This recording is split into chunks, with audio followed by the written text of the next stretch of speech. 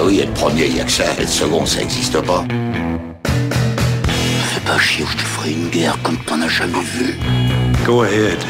Quand les types de 130 kilos disent certaines choses, ceux de 60 kilos les écoutent. Make my day.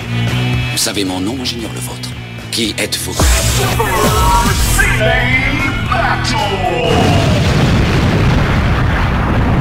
Le second, c'est un con.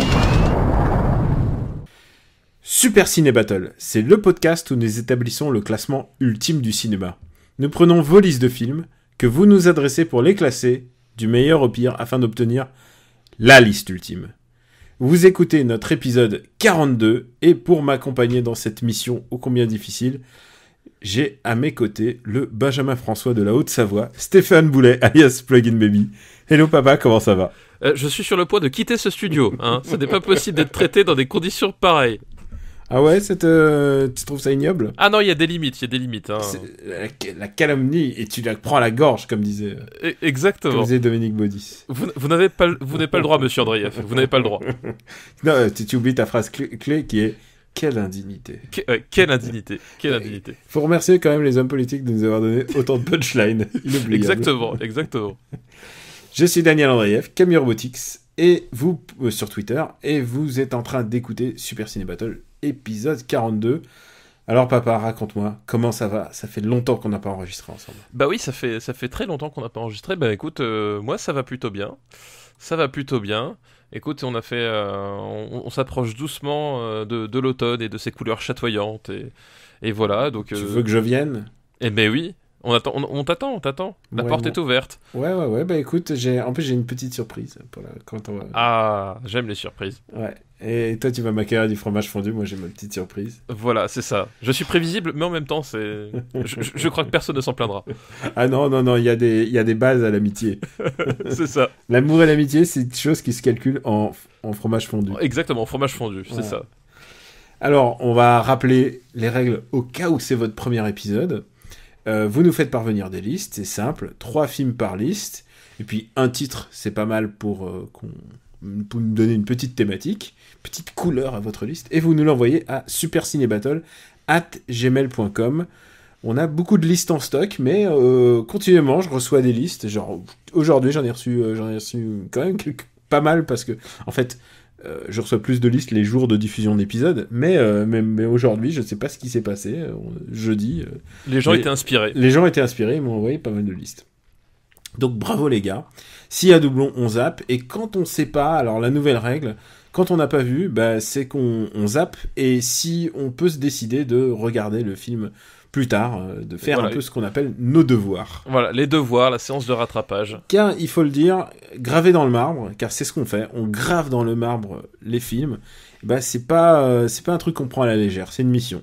Exactement, c'est une mission, mais même on n'a pas le choix en fait, on a été choisi, c'est bien malgré nous que cette mission nous est tombée dessus, et maintenant qu'on est dedans, on est forcé de se plier aux règles, j'ai envie de dire, inéluctables, très dures de la gravure dans le marbre. Oui, c'est une mission qui nous incombe, et donc on va... sacerdoce même, sacerdoce.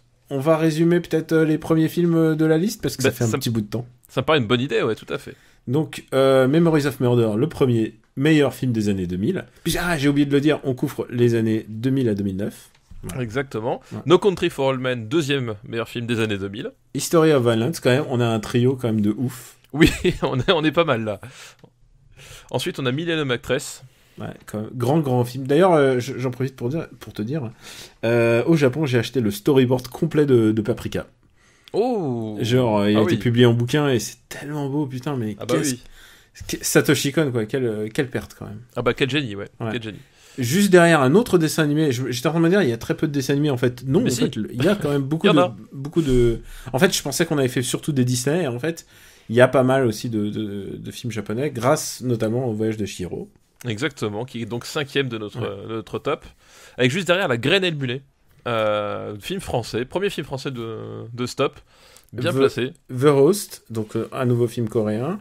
Eternal Sunshine of the Spotless Mind, donc deuxième réalisateur français. Voilà, après on a l'assassinat de Jesse James par le lâche Robert Ford. Et OSS 117, qui vient clore un peu le top 10, donc dont le dernier film d'Azanavicius est sorti, il faut le rappeler. Et c'est le film qui est un vrai faux biopic sur il me semble qu'il y a un podcast qui a fait un sujet dessus récemment, qu'on ne saurait que trop conseiller. Tu suis l'actualité MDR, c'est ça? Exactement. Bah oui, si déjà je vais pas regarder les films que vous chroniquez, moi je vais vous écouter. Tu sais que je sors d'une comédie là, elle était plutôt drôle.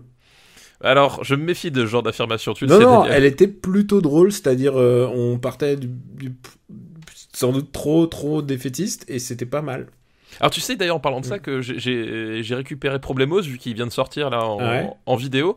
Je l'ai pas encore eu le temps de le regarder, mais attention, hein, si jamais c'est nul. Il a été adoubé et par moi et par Quix. Mais si jamais c'est nul, je viens de chercher et je te tire par la peau des fesses jusqu'en Savoie. Bah j'ai hâte.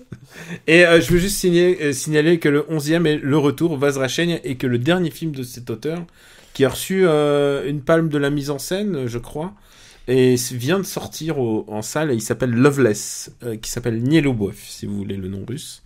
Il vient de sortir, et donc je vous recommande vraiment. Alors, pareil, pas un grand film de date, pas un grand film de... un grand film de rencard, ouais. Quoi qu'on a vu la dernière fois, la notion de film de rencard, en fait, c'est très fluctuant, hein, mine de rien. Oui, toi t'as fait ça Trainspotting, moi j'ai fait Little Odessa, je veux dire... Voilà, on a chacun nos kinks. Little Odessa qui finit quand même avec un body bag dans un four, quand même, c'est... Quel cauchemar. Ouais, super date. Et on va peut-être signaler juste la fin parce qu'on aime bien rigoler. On aime bien rigoler, et puis on aime bien le cinéma français, donc en plus... Alors, juste au-dessous de Transformers 2, donc le pire film américain des années 2000. On a les Bronzés 3. Le Raid, j'ai dit The Raid, non, Le Raid. Agathe Cléry, Cinéman, et je te laisse le dernier. Astérix aux Jeux Olympiques, voilà. Dont le prochain film du réalisateur va sortir décembre, c'est Star 80 numéro 2. C'est ça. Voilà. C'est ça. Je sais que t'es impatient. Ah bah quand tu me donnes ce genre de perspective, je me dis j'ai tellement hâte d'être aux années 2010. C'est vrai. Alors j'ai décidé de commencer par une liste pour faire un petit peu actu. Oula, attention. C'est une liste qui nous est envoyée par Toine. Toine, oui. Merci Toine. Merci Toine. Jamais 200 Toine. Tu vois, il y a plein de trucs à faire en fait. Putain. Je ne t'entends plus. La Savoie a été rasée de la carte. Et le premier film de sa liste, c'est... alors, sa liste s'intitule Un peu plus près des étoiles, donc comme la chanson de Gold. Oui, c'est vrai. Un moment culture, hein, excusez-nous. Voilà. Voilà, pour les plus jeunes.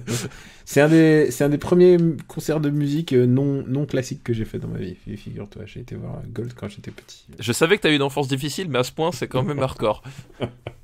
Et on va commencer en fightant. Pas en fightant, mais en discutant âprement, comme la dernière fois. Puisque mais la dernière fois, c'était violent. Ouais, non, là, ça sera pas violent. C'est Sunshine de Danny Boyle. Ou, a priori, pas de Danny Boilet, comme il dit. Et oui, puisque Danny Boilet étant le nom du réalisateur qui se fait passer pour Danny Boyle, oui, là, qui vole des mauvais films à sa place. Voilà. Donc Sunshine, donc un film donc avec ce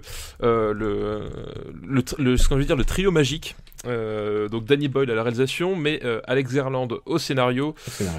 Et je retrouverai flûte Tu penses à qui? Le compositeur. Ah, le compositeur, c'est John Murphy. Oui, John Murphy, voilà. à la musique, et accompagné d'ailleurs de Underworld pour l'occasion. C'est sa team. Oui, voilà, exactement. C'est vraiment le trio magique. Et donc, Sunshine, effectivement, plus près des étoiles. Là, pour le coup, l'étoile en question, c'est le soleil. Et le pitch de départ, c'est en fait, on suit l'Icarus...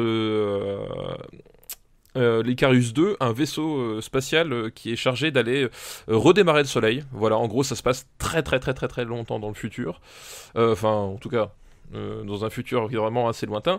Et le soleil est en train de mourir, et du coup, l'idée c'est que la Terre, par une inextricable pirouette qui ne sera pas expliquée, a réussi à se mettre d'accord, genre les nations du monde ont réussi à se mettre d'accord pour utiliser tous les matériaux fissibles de la Terre pour les foutre dans ce vaisseau pour relancer le soleil et ainsi éviter que l'univers ne meure globalement, enfin l'univers en tout cas, notre système solaire ne meure.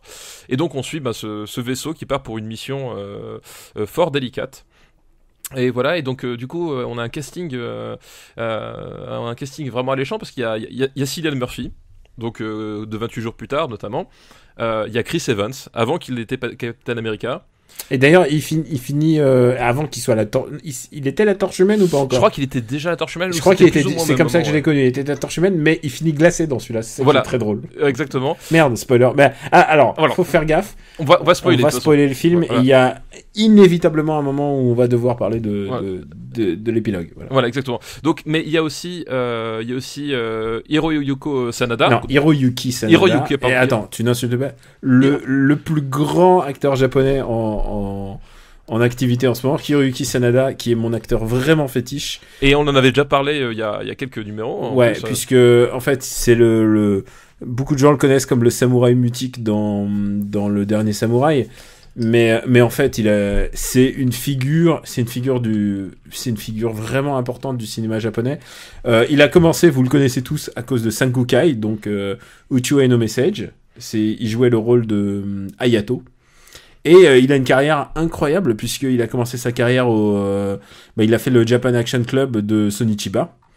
Donc il était vraiment une brute en arts martiaux dès ses 12 ans. Et ensuite il s'est formé au vrai acting. Oui, c'est ça. Il a été formé à l'école shakespearienne, quoi. C'est vraiment. Oui, et c'est marrant parce que justement, chez nous, Hiroyuki Sanada est assez connu pour justement des rôles qui sont pas vraiment physiques en fait. Ouais, Ring. Voilà, il est vraiment connu en tant qu'acteur classique, on va dire. Et c'est effectivement un super acteur. Et au casting féminin, on a Michelle Yeoh et Rose Byrne. Et voilà. Et ça fait quand même... et Michelle Yeoh, avec qui il a joué il y a très très très longtemps dans un autre film, ce qui est donc les retrouvailles genre des années après de ces deux acteurs. Ce film est improbable, le casting de ce film est improbable et génial. Oui, voilà, c'est ça. Et voilà, sans crever un secret quelconque, j'adore Sunshine. Enfin, je trouve que c'est un film ahurissant, vraiment époustouflant. Et je sais qu'il est pour le moins peu apprécié, si ce n'est même détesté par une bonne partie de gens. Enfin, à chaque fois que j'en parle avec des gens, j'ai l'impression d'être le seul à aimer ce film. Et voilà. Mais je te laisse te défendre, comme tu m'as laissé faire pour Speed Racer, et ensuite j'envoie les boulettes. Voilà. Non, mais voilà. Mais moi, je trouve que c'est un film que je trouve vraiment formidable. Déjà, premier point, c'est que c'est une histoire donc de vaisseaux qui sauvent le monde. Premier point, ils ne sont pas américains. C'est genre, voilà. Ils sont pas américains, ils sont même pas anglais. C'est-à-dire que Cillian Murphy, acteur anglais, il joue un Australien. Il y a Chris Evans qui joue un Américain, mais c'est un Américain dans un casting international. Enfin, déjà, t'as ce côté-là. Ça fait du bien de voir le monde qui est sauvé par une coalition de tous les pays. Il est sauvé entre guillemets. Enfin, oui. Je veux dire, ouais. Voilà. Enfin, bref, oui, c'est pas tout à fait. Et donc déjà, ensuite, il y a le scénario porte vraiment la patte d'Alex Garland. Alors je sais qu'il y a des gens qui sont assez réfractaires à son style, et parce qu'on retrouve en fait exactement la même construction qu'il y avait dans 28 jours plus tard par exemple, mais je trouve que c'est toujours aussi bien articulé, et notamment un point que moi j'apprécie énormément dans ce film là, c'est que les personnages qu'on nous présente, ce sont tous des scientifiques tu comprends être plus ou moins au top niveau de leur discipline respective, sinon ils seraient pas là. Et globalement, c'est que en fait, les mecs sont partis dans cette mission, ils ont un objectif, et ils savent qu'il y a rien d'autre qui passe avant. C'est-à-dire que dans la plupart des productions de ce style-là, à un moment donné, t'as toujours un mec qui va venir et fait ouais, mais moi mon chihuahua, j'ai pas envie qu'il meure, alors je mets en péril toute l'humanité pour sauver mon chihuahua. L'idée c'est ça, quoi. Dans Sunshine, tu évites complètement ça. C'est-à-dire qu'à un moment donné, ils se posent des questions éthiques, etc. Mais ils résolvent les choses de façon extrêmement froide et scientifique et mesurée. Et en fait, ils ont les réactions qu'on attend d'eux, c'est-à-dire que ces mecs ont été choisis, briefés pour leur capacité à gérer froidement et le plus objectivement possible des situations, et en fait toutes les situations sont gérées comme ça en fait. Et on évite le travers de l'espèce de comment ça s'appelle de faux levier émotionnel, voilà, où on te fait jouer la corde sensible. Oui, mais ma mère qui est restée sur la terre, machin. Enfin voilà, tout ça c'est évacué. Et d'ailleurs il y a une scène qui est formidable, c'est qu'en fait il y a un moment donné il y a un personnage qui ne supporte plus la pression suite à divers événements arrivés sur l'Icarus 2, et qui devient une menace en fait pour le groupe, ou en tout cas c'est ce qu'ils supposent. Et en fait ils font un espèce de vote pour savoir ce qu'ils doivent en faire. Et à un moment donné, justement, il y a un personnage qui dit ouais, moi je peux pas me résoudre à le sacrifier. Et là, enfin, il y a Chris Evans qui est vraiment génial dans ce film-là, qui lui dit ouais, mais en fait, si on a fait si on a voté, c'est juste pour nous donner de bonne conscience. La décision est déjà prise, on s'en débarrasse quoi. Et tout le film est comme ça en fait, c'est-à-dire que t'as vraiment ce côté, on a conscience des enjeux jusqu'au bout quoi. Et puis dernièrement, c'est que visuellement c'est extraordinaire. Enfin, il y a des scènes qui sont fabuleuses là. Enfin, j'en ai pas parlé en plus parce qu'on n'a pas fait Trainspotting, on a fait 28 jours plus tard, on n'a pas fait tant de Danny Boyle que ça, mais Danny Boyle a quelque chose d'extrêmement musical dans sa façon de traiter la mise en scène, les images, etc. Et là, il y a des séquences alliées à la musique, le score de John Murphy que les gens connaissent sans doute parce qu'ils ont vu Kick-Ass en fait. Kick-Ass en fait reprend le thème principal de Sunshine légèrement remixé, et donc la plupart des gens connaissent la musique de Sunshine à travers ce film-là.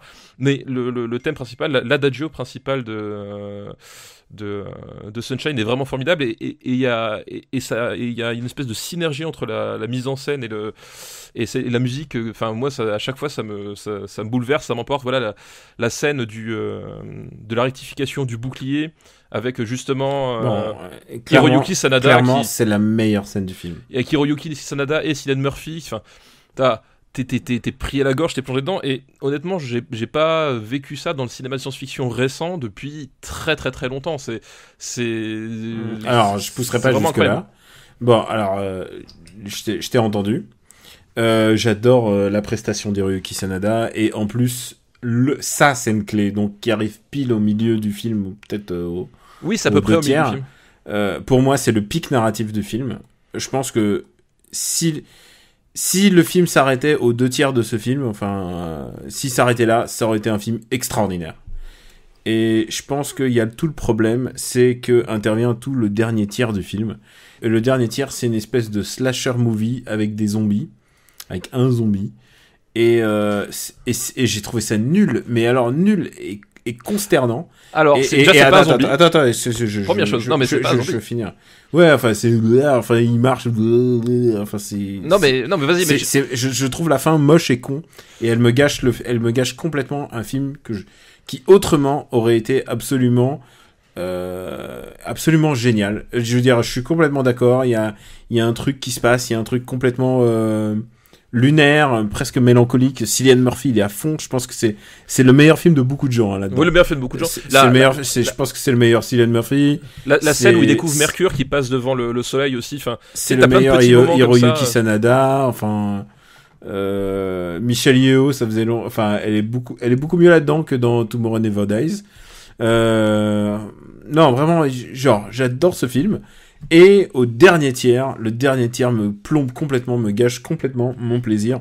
Et du coup, je comprends que les gens détestent, c'est que vraiment, on monte tellement haut dans la qualité que la fin est bâclée. Alors, il y a toujours... Alors, bâclé, il y a toujours... Bâclé n'est pas bâclé, justement. Il y a toujours ce débat de est-ce que la fin vaut le coup. Et il y a des gens parfois qui me disent d'une BD, par exemple, ils disent ouais, la fin est nulle. Et je dis est-ce que ça annule complètement les 50 volumes qui viennent avant, tu vois. Je suis pas persuadé de ça, mais le problème c'est qu'on est monté tellement haut avec ce film, et je pense que la scène du sacrifice, quoi, est tellement incroyable que le film ne s'en remet jamais en fait. Et du coup, je comprends pas pourquoi ils vont dans une espèce d'optique de slasher. Jusqu'à maintenant, je me l'explique pas. Je comprends pas pourquoi ils ont. Alors, je vais t'expliquer, Daniel. Et je trouve que c'est nul. Voilà. Je vais t'expliquer justement, parce que justement, le terme bâclé est vraiment très mal utilisé dans ce cadre-là, parce que bâclé, c'est faire quelque chose à la va-vite sans réfléchir. Or, mais justement, clairement, les mecs, ils meurent tous les uns après les autres. Et ouais, tout. mais pour moi, elle est pas du tout bâclé. Au contraire. Après, tu peux trouver le parti pris, pas réussi, tout ce que tu veux, mais c'est tout sauf bâclé. C'est-à-dire que pour moi, il y a une vraie cohérence dans tout ça. C'est que si tu regardes bien, en fait, c'est à partir de là on va vraiment spoiler, hein. C'est que donc du coup On a parlé de sacrifice déjà. Oui, c'est vrai. Mais globalement, voilà, c'est effectivement le retour du. Ce qui se passe, c'est qu'à la fin, on découvre que le capitaine de l'Icarus One, parce que forcément il y a Icarus 2, donc il y avait un Icarus One, a survécu tout seul en fait sur le premier Icarus, et qui se retrouve à l'intérieur de Icarus 2, qui se met à tuer l'équipage. Et d'ailleurs, petite anecdote, il est joué par Mark Strong, donc Oui. il faut le savoir. Et en fait, Non, mais il y moi, a plein de bons acteurs. Il y a Benedict Wong, enfin vraiment, il y a plein de bons acteurs. Et pour moi, là où je trouve que ça colle parfaitement, c'est qu'en fait, si tu regardes ce personnage-là, c'est en fait la projection d'un autre personnage du film, à savoir alors je sais plus l'acteur, je crois que c'est. Je sais plus, je crois que c'est Cliff Curtis, un personnage en fait tout le long du film qui passe son temps dans la salle d'observation et qui regarde le soleil en permanence.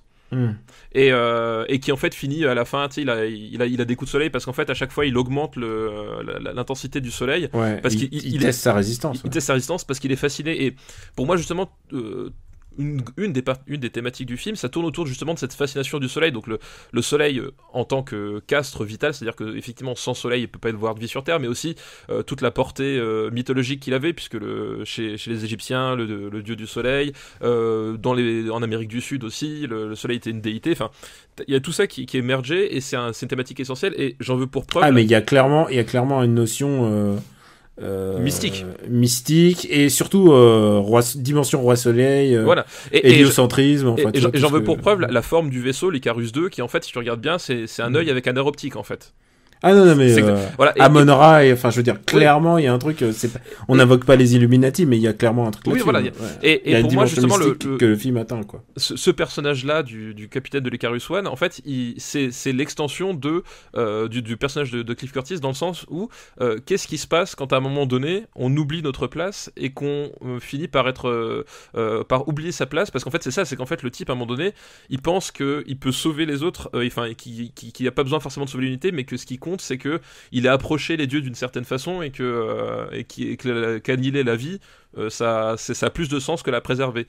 Et pour moi c'est qu'est-ce qui se passe si les personnages de l'Icarus 2 sont allés trop loin, ils tombent dans ce travers-là, donc à travers ce personnage-là. Et même la mise en scène, qui est assez particulière, je dois bien le reconnaître, a un certain sens, parce que finalement, en fait, si tu regardes bien la façon dont il est filmé, et surtout les effets, en fait, plus que ça encore, les effets font vraiment que ce personnage-là brûle la pellicule, en fait. C'est-à-dire que si tu regardes bien les effets qui sont utilisés, la façon dont c'est fait, c'est vraiment un effet de brûlure, comme si en fait il avait essayé de tellement se rapprocher du soleil, de se prendre en fait à la place du soleil, comme un peu, parce que finalement c'est aussi une partie du message du film, c'est-à-dire c'est un film écologique en fait, si tu regardes bien, c'est-à-dire qu'au bout d'un moment on a oublié qui on était, on a oublié notre place dans l'univers, qui est ridicule. On est d'accord que c'est clairement un film métaphysique, voilà, plus que SF. Voilà, exactement. Et du coup, pour moi, ce choix-là peut déstabiliser. Et moi, c'est ce que j'aime dans les scénarios d'Alex Garland, c'est qu'en fait, il sait à un moment donné prendre un virage à 90 degrés pour te foutre un taquet. Et au début, t'es vachement déstabilisé, mais en fait, il y a toujours une cohérence derrière. Et je trouve que malgré qu'effectivement, ça reste, je veux pas nier que le dernier tiers est moins bon que ce qu'il y avait avant, parce qu'effectivement, c'est tellement extraordinaire ce qu'il y a avant, mais je trouve qu'on reste dans une cohérence thématique, et même la mise en scène peut se justifier. Et puis il y a toutes ces séquences où finalement le temps et l'espace finissent par se rejoindre. Je veux dire, la séquence où Cillian Murphy va caresser le soleil. Voilà, enfin, t'as plein de moments d'espèce de poésie suspendue comme ça, qui reste malgré tout dans cette fin-là, quoi. Je pensais que j'allais faire plusieurs listes, mais en fait, on va faire que de liste. Voilà. J'ai une question très simple maintenant pour toi, et je l'adresse à toi. Est-ce que tu préfères 28 jours plus tard ou Sunshine ? Je préfère 28 jours plus tard. Ouais, c'est un film qui m'a... En fait, c'est un... Ok, bon, bah, tu réponds à la question de la position, déjà. Voilà. Non, mais en fait, c'est un film, effectivement, après, comme tu l'as dit, est-ce que la fin annihile ce qui se passe avant ? Moi, je la poserais autrement. Complètement pas, mais ça rend le film imparfait, et imparfait pour moi, en tout cas, mais ça n'en demeure pas moins une expérience extraordinaire. Voilà, et pour moi, c'est pour ça, la question, je la poserais dans l'autre sens, c'est est-ce que, finalement, ce qui nous est montré avant fait que, globalement, oui, la fin est moins réussie, mais je préfère avoir vécu ça que avoir un film parfait entre guillemets. Enfin, non, mais tu vois ce que je veux dire, on est d'accord là-dessus. Et enfin, moi, j'adore la science-fiction, et dans les films de science-fiction récents, tout le monde va citer Interstellar, mais je trouve Sunshine beaucoup plus fort, viscéral et presque plus cinématographique, parce que non, mais après faut pas comparer. Non, mais enfin, tu vois ce que je veux dire, c'est que Sunshine déjà te part d'un point de vue complètement enfin c'est abscon.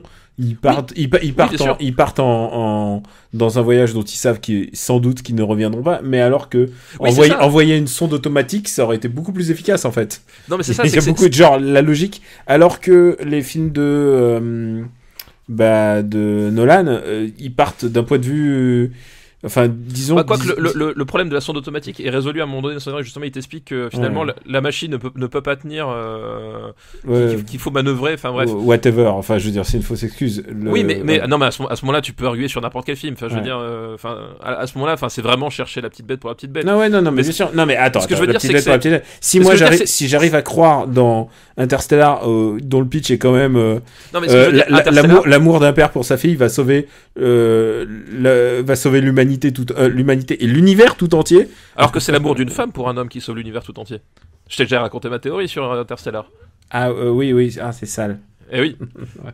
J'ai une théorie que justement l'amour d'un père pour sa fille, c'est que finalement la conséquence de l'amour de Dan Hathaway pour l'homme qu'elle aime en fait. Mais bon, on reste sur une thématique qui est semblable, mais bref. Vivement qu'on parle des années 2010. Voilà. Non, mais ce que je veux dire, c'est qu'Interstellar, c'est un film qui passe énormément de temps à expliquer ce qui se passe. Vraiment, genre, littéralement, les gens discutent sur ce qui se passe à l'écran. Alors que Sunshine, c'est pas du tout ça. Sunshine, il regarde ce qui se passe. Voilà, Sunshine, c'est un film purement cinématographique dans le sens où la scène de Canada, je pense que c'est une des plus belles scènes de ciné que je connais, de genre de cette décennie. Exactement, je veux dire, c'est ça quoi. Donc voilà. C'est vraiment, on est vraiment dans un domaine d'expression. Et je la comparerais par exemple à un film qui est dans ces eaux-là. La scène d'intro de Speed Racer, par exemple, tu vois, c'est une scène qui m'a extraordinairement marqué. Je pense que c'est des scènes analogues de pur plaisir de cinéma où vraiment t'as un contact avec le film, un ressenti absolu. Et non, je comprends que tu puisses penser à ce film dans cette zone-là. Donc déjà, on regarde dans cette zone-là de la liste et je regarde juste 28 jours plus tard, Speed Racer, Two Lovers, The Chaser, Devil Reject. Je mettrais ça quand même au-dessus de Devil Reject. Alors attends, où est-ce qu'on l'a ? Écoute, je vais te laisser le classer, tiens. Parce que j'ai été tellement dur avec Speed Racer. Écoute, tu sais quoi, nos deux films coup de cœur vont être côte à côte, unis à jamais. Voilà. Speed Racer on va le mettre juste au-dessus, à côté de Sunshine, mais au-dessus de Two Lovers, qui est un film grandiose aussi. Enfin. Voilà, tu vois. Ouais. Non, mais sans peine et sans haine, voilà. Voilà, sans peine, sans haine. Ouais. Non, parce que moi, tu vois, justement, tu parlais du fait que Speed Racer c'était un top 10 pour toi. Pour moi, Sunshine c'est un top 10 personnellement. Voilà, il est remis à sa. En perspective. Une perspective, ouais. Mais il est gravé dans le marbre et à jamais. Voilà. Mais donc il est le 40e film des années 2000, c'est quand même bien, quoi. Quand même bien, mais film est extraordinaire. Je pense que s'il avait eu... mais comme AI, je sais plus où on avait mis AI, mais AI c'est le même PB, hein, sauf que AI, moi je trouve qu'il se traîne déjà dans sa D'accord, mais si t'enlevais la fin, je pense qu'il aurait été au-dessus de la chute, quoi. Ou de 8 femmes. Oui, non, peut-être. Mais non, oui. Tu vois ce que je veux dire. Bon, c'est des films pris au hasard dans la liste que je vous invite à consulter sur le site. Deuxième film de la liste de Toine, et malheureusement, c'est un film qui, précise-t-il, est sorti mi-2010 en France, donc non. Il n'est pas valide, il est sorti en 2009 en France, aux USA. C'est Moon de Duncan Jones. Alors, il est sorti quand ? Parce qu'on s'est posé cette question pour un autre film, justement. Sorti en 89 aux USA, qui a mis plus de 6 mois à arriver chez nous en France. Et nous, il est sorti en plus en DVD le 16 juin 2010, quoi. Donc, pour moi, c'est déjà la liste suivante, voilà. Et ça m'arrange parce que je ne l'ai pas encore vu. Est-ce que ça vaut le coup que je le vois ? Grand, oui. Ah, d'accord, ok, que je le verrai, je le mets dans mes futurs devoirs de vacances.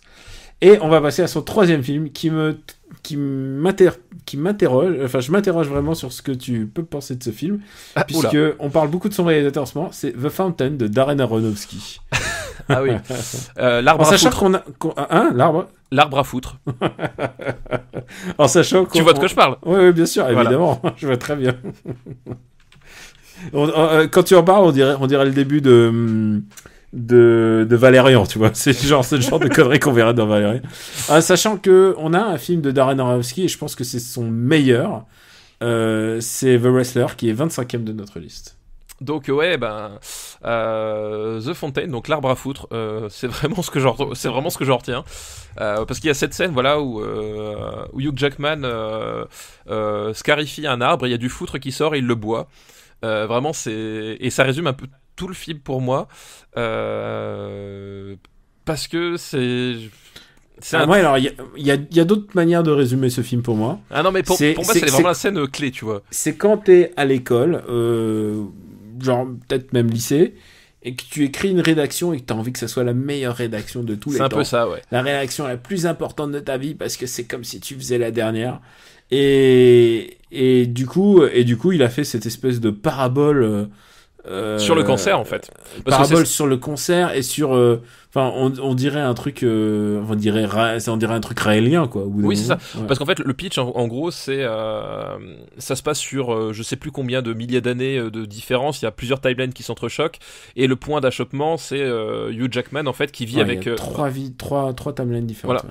Qui vit avec Rachel Weisz, et en gros Rachel Weisz elle est malade, et elle est malade du cancer, enfin c'est pas dit mais en fait tu le comprends parce que à un moment donné il y a toute cette allégorie avec les inquisiteurs, parce qu'il y a le passé avec le Moyen-Âge, le présent, enfin oui c'est plus ou moins le Moyen-Âge, je sais plus exactement, le présent et un futur lointain où finalement le monde matériel n'existe plus, on est des espèces d'esprits flottants.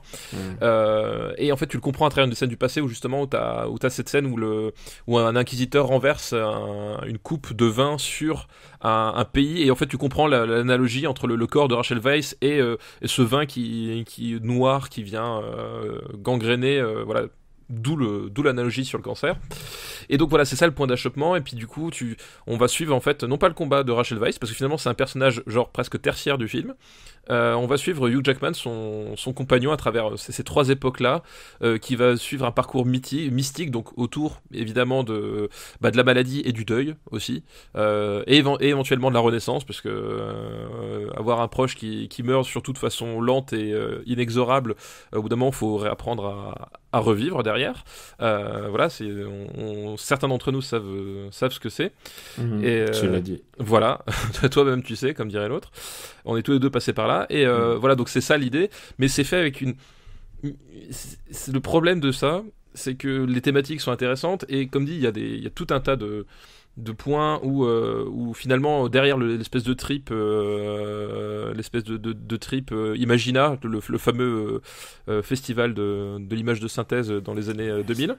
Ouais, oui, ou si tu veux une référence plus facile pour que les gens comprennent, c'est Screensaver Windows. Voilà, Screensaver Windows. Au-delà de tout ça, t'as une certaine logique dans le scénario, et tu peux comprendre les parties pris, mais le problème c'est que ça veut tellement être plus que finalement ça l'est, que tu finis par te perdre, et tu tombes dans des travers complètement grotesques. Enfin voilà, j'ai parlé de l'arbre à foutre, mais t'as aussi cette espèce de scène où Hugh Jackman flotte avec son crâne rasé, et avec dans une bulle, voilà.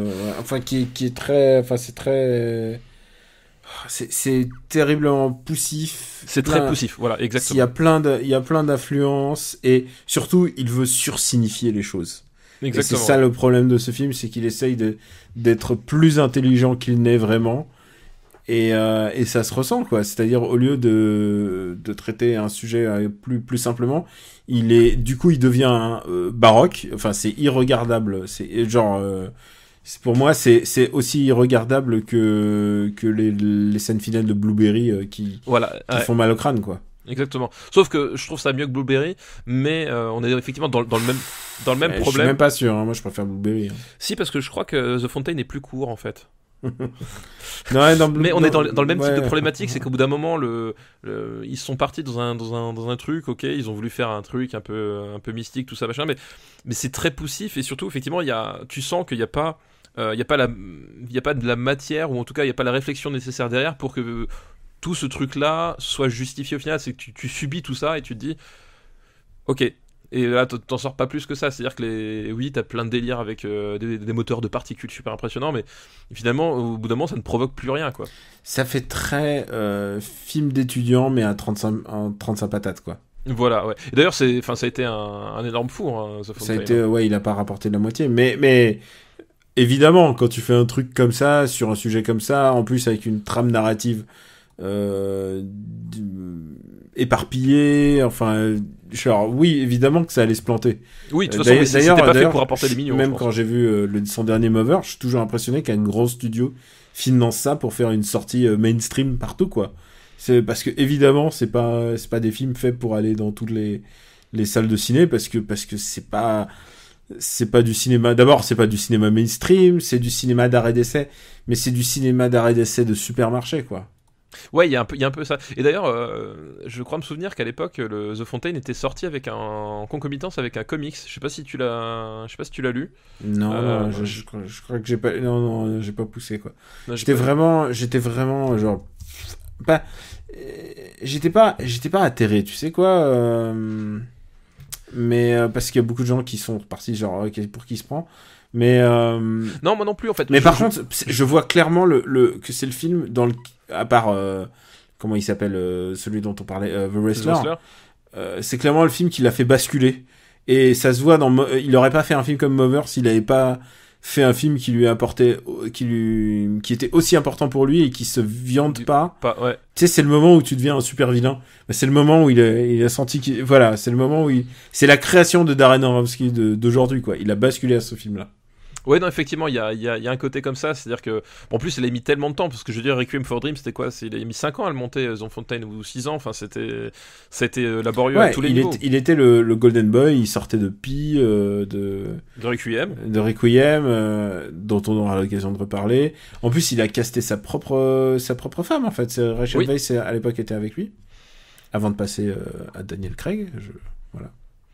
Ah bah, quand on est James Bond, c'est toujours plus facile. Hein. Petit carnet monde. Donc c'est un film qu'on n'aime pas du tout.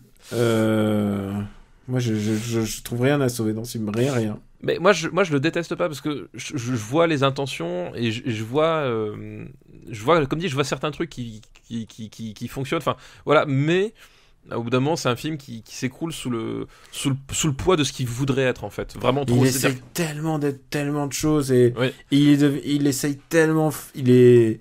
Tu vois, comme selon le terme consacré sur Twitter, c'est un film de forceur. Oui, exactement. Ouais, c'est ça. Où est-ce qu'on va le mettre, Fontaine? Tu vois, je vois Enter the Void, je trouve ça pas si différent comme.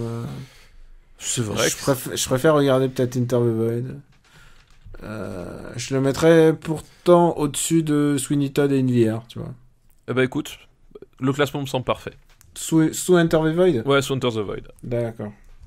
Et en plus, question arbre à foutre, tu vois, on est sur un truc un peu équivalent, tu vois. Avec Enter the Void. Mais parfois, de temps en temps, je tombe sur des gens qui disent « Ah, j'adore ce film et tout », mais j'ai l'impression qu'ils se forcent à l'aimer, quoi. C'est pas son film le plus lisible, c'est pas... Enfin, il n'y a pas de... Bah, t'as toujours c'est ce que j'appelle le syndrome... attention, grosse polémique. Le syndrome Twin Peaks saison 3. Alors j'ai pas vu. Ouais, tu l'as pas 3, vu. Mais vraiment, moi, voilà. c'est ça, c'est-à-dire que je vois tout le monde qui adore, alors qu'en fait, c'est une caricature du cinéma de Lynch, quoi. Mais il y en a qui aiment vraiment. Hein. Non, mais je pense qu'ils aiment vraiment, mais je pense qu'au bout d'un moment. Pour moi, le meilleur cinéma de Lynch, c'est la pub Barilla, hein, avec Depardieu. Je ne parle même plus avec toi. Je te l'enverrai. Bah écoute, on va remercier cette première liste bien discutée. On va remercier Toine. Mais oui, merci Toine pour ta liste. Et alors, Toine même, tu sais. Putain, j'en ai plein là. Une liste de DJ Pie. Merci DJ Pie pour ta liste. Un notorious auditeur de Super Ciné Battle. Et c'est une liste qui s'appelle sélection doesthedogdie.com. Says yes, you gonna be sad. Oula. D'accord. Alors c'est évidemment des listes de films avec des chiens et j'adore les films avec des chiens. Je suis un connaisseur de Air Bud, sachez-le. Tu te souviens Air Bud? Oui. Ah toi tu dois connaître, c'est un chien. Oui, qui fait du basket, ouais je sais. Ouais. Qui fait du basket et il a des petites pompes et il fait des trucs. C'est trop mignon. Je comprends pourquoi est-ce que tu es Madame Sandler en fait. Moi j'adore Air Bud. Et alors là c'est 3 films et il y en a un que j'ai pas vu et alors si tu l'as vu putain mais alors je te dis chapeau. Qui s'appelle 10 Promises to My Dog, Inu to Watashi no Ju no Yakusoku. Non, je ne l'ai pas vu. Ok, alors celui-là, tu sais quoi, il faut qu'on le trouve. ce qui me met la description, il dit film japonais, drama long et chialant. Il faut aimer les dramas, la vie d'une fille et de son chien sur plusieurs périodes de leur vie. Et j'ai l'impression que ce film a été refait il y a pas longtemps. Ce qu'il y a d'emmerdant, j'espère qu'on le trouvera facilement, parce que tous les films asiatiques, surtout quand ils sont pas sortis chez nous initialement, c'est toujours un peu coton pour les trouver. Ouais, donc si quelqu'un entend, on le met au frigo. Mais écoute, voilà, on le met dans si quelqu'un l'a en dans le DVD, classeur de devoirs, on essaie de voilà. Peut-être on va le chercher, voilà. Le deuxième film de cette liste, c'est Marley et moi. Est-ce que tu l'as vu? Marley à moi. Avec Owen Wilson et Jennifer Aniston. Alors attends, Marley et moi. Non, je ne l'ai pas vu, mais je pense que je ne l'ai pas vu à cause de la gueule de l'affiche. Hein. Genre bah tu mets un chien, Owen Wilson et Jennifer Aniston, jamais je mets les pieds dans le cinéma. Voilà, c'est aussi simple que ça. Est-ce que tu serais capable de relever le défi? Putain, c'est vraiment pour vous que je le fais, les gars. Ok, putain. Pour la prochaine fois. Ok, pour la prochaine fois.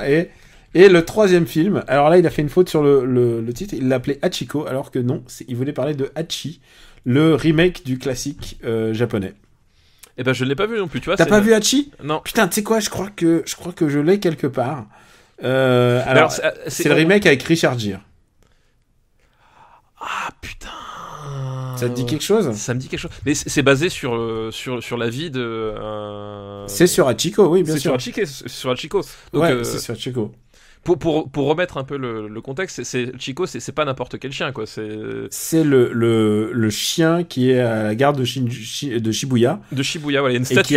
Et qui attendait son maître tous les jours à la gare. Et même après sa mort. Voilà. Exactement. Même quand son maître est mort, il continuait de venir l'attendre. Et je peux vous dire que je l'ai vu en salle et que ça a putain de chialé dans la salle. C'était génial. Et il y a Kari Hiroyuki Tagawa, donc c'est un signe de classique. Hein.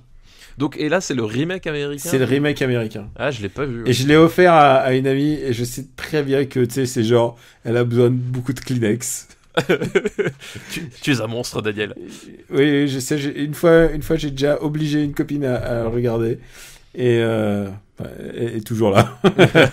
mais je lui disais, regarde le chien, regarde, il est mal en point, le chien. Quel monstre. C'était horrible. Et moi, je rigolais un petit peu parce que j'aime bien les films avec les chiens. Voilà. Eh ben écoute, c'est une liste blanche, mais oui, ouais. Tu sais quoi, on a beaucoup de voilà, j'ai inceptionné beaucoup de thèmes pour le futur. Ok. Exactement. Eh ben écoute, je me le garde sous la main. On remercie DJ Pie et merci, on va revenir sur Hachi et sur tous les autres aussi. Je sais pas dans quelle ordre tu vas les regarder. Hein. Ah, je sais pas. Je pense qu'à mon avis, le Hachi, je le trouverais peut-être plus facilement déjà, vu que c'est américain. Hachi, surtout, il est sorti en DVD en France, il est sorti en salle en France. Donc a priori, je pense que j'aurais moins de mal à le trouver. Cinéma des Halles, c'est une petite salle de 50 personnes. Je peux te dire que à partir des 2/3, ça reniflait mais non-fucking stop. C'était génial. On se rattrape. Alors, tu sais quoi, je me disais, c'est bizarre, mais on a très peu d'adaptations de comics. Alors que c'est quand même une décennie d'adaptation de comics. Et on va faire des adaptations un peu décalées. C'est une liste qui nous est envoyée par Cédric Tapas. Merci Cédric Tapas. J'aime beaucoup ce que vous faites dans les restaurants. T'es con, putain, mais... Attends, un peu respectueux. Respectueux de quoi? Je m'appelle Boulet. C'est bon, j'ai le droit. C'est vrai. Les adaptations de comics à mater le samedi après minuit avec des potes et des bières. Ah, parfait. En rappelant que, non, pas parfait, parce que j'aime pas la bière. Mais voilà, c'est bon. Oui, mais je préfère la bière aux potes. Elle est toujours fidèle, la bière. T'es con. Moi, je préfère les potes. Et le premier film, c'est The Spirit. Oh non. Ah si. Oh là là. Oh là là. Tu sais quoi, je l'ai vu le c'est compliqué. Là. Je l'ai vu le soir du Nouvel An. J'étais avec Pouillot et on s'est regardé ça en se disant ouais, il y a Scarlett Johansson. Scarlett Johansson en uniforme nazi. Elle va être bonne et enfin genre vraiment on était là genre ouais, on était tous les deux. Ouais, tout, et on est sorti genre oh là là là là. Alors et en plus faut que je vous dise un truc, The Spirit, j'ai une relation très particulière avec ce personnage parce que qui a été créé par donc Will Eisner.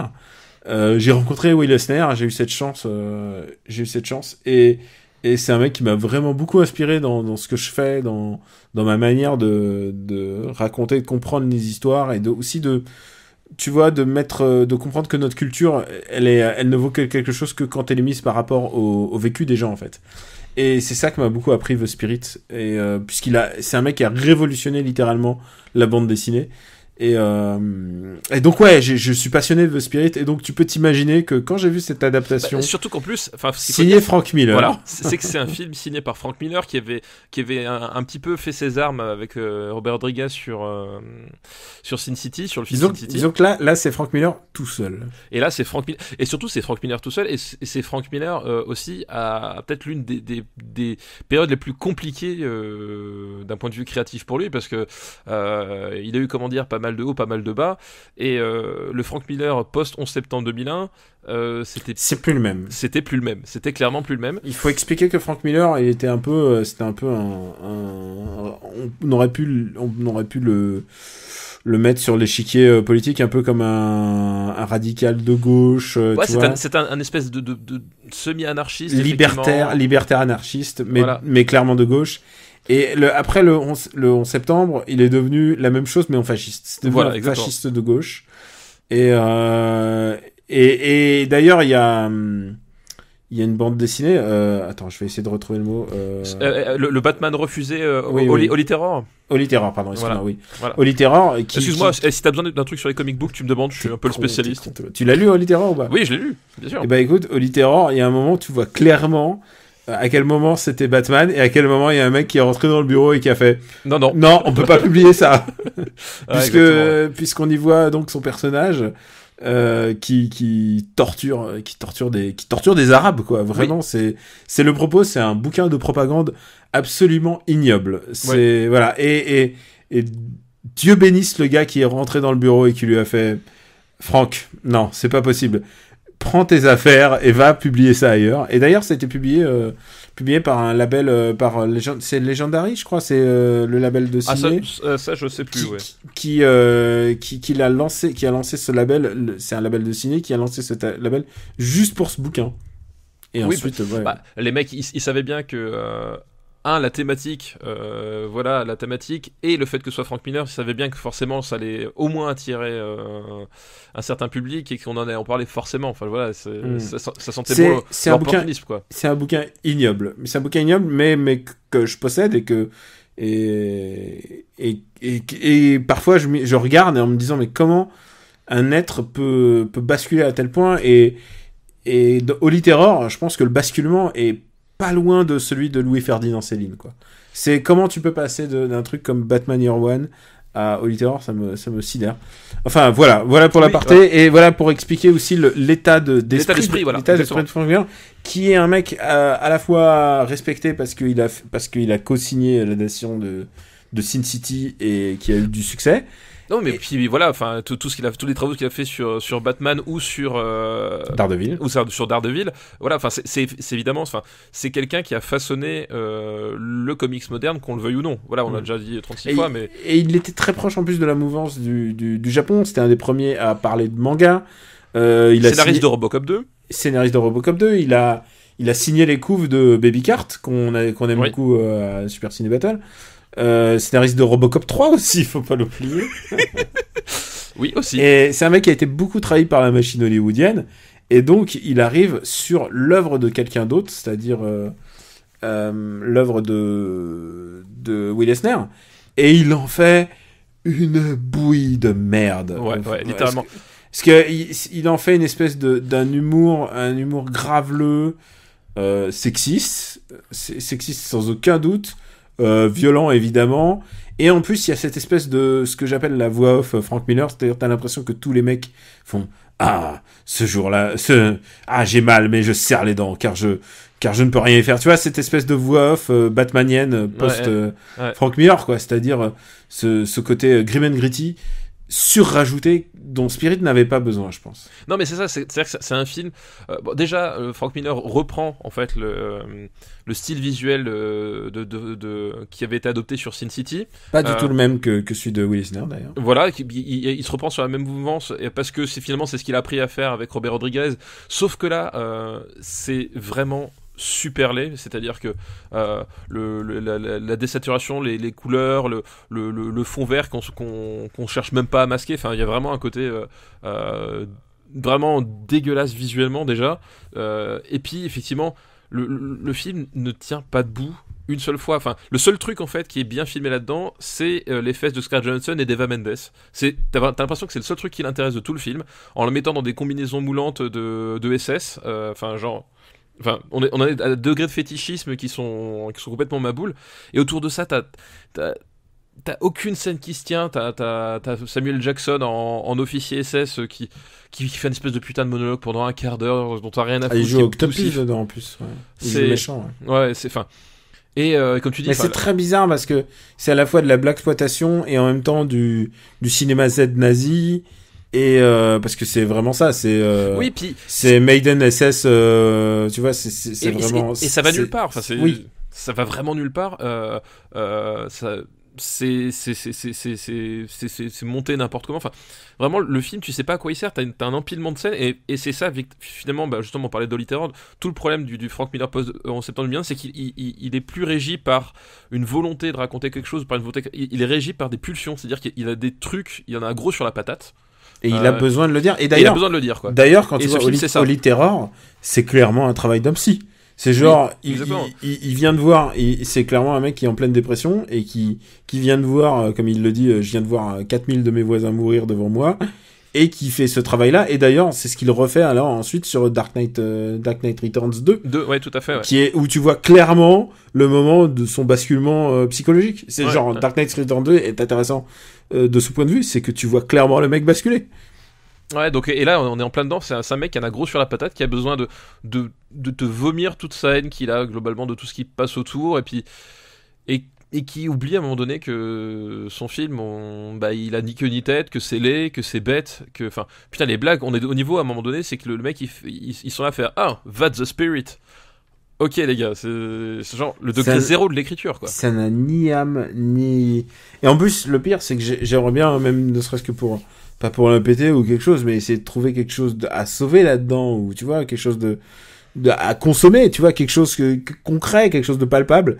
Il y a rien, quoi. Il y a rien. Il y a rien. Il y a vraiment rien. Et là, justement, c'est le film ne mérite pas l'indulgence parce que c'est Frank Miller. Au bout d'un moment, il fait de la merde. C'est bon, faut Frank le dire. Miller n'aura aucune indulgence de ma part. Enfin, j'ai lu Holly Terror et je pense que ce mec-là n'aura aucune indulgence de ma part jamais.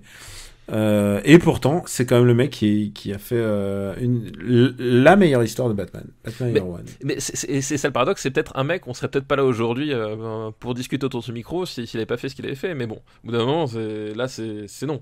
Il y a rien à sauver cinématographiquement, thématiquement, voilà, c'est nul à chier, c'est de la merde. Où est-ce qu'on met cette merde ? Où est-ce qu'on met cette merde ?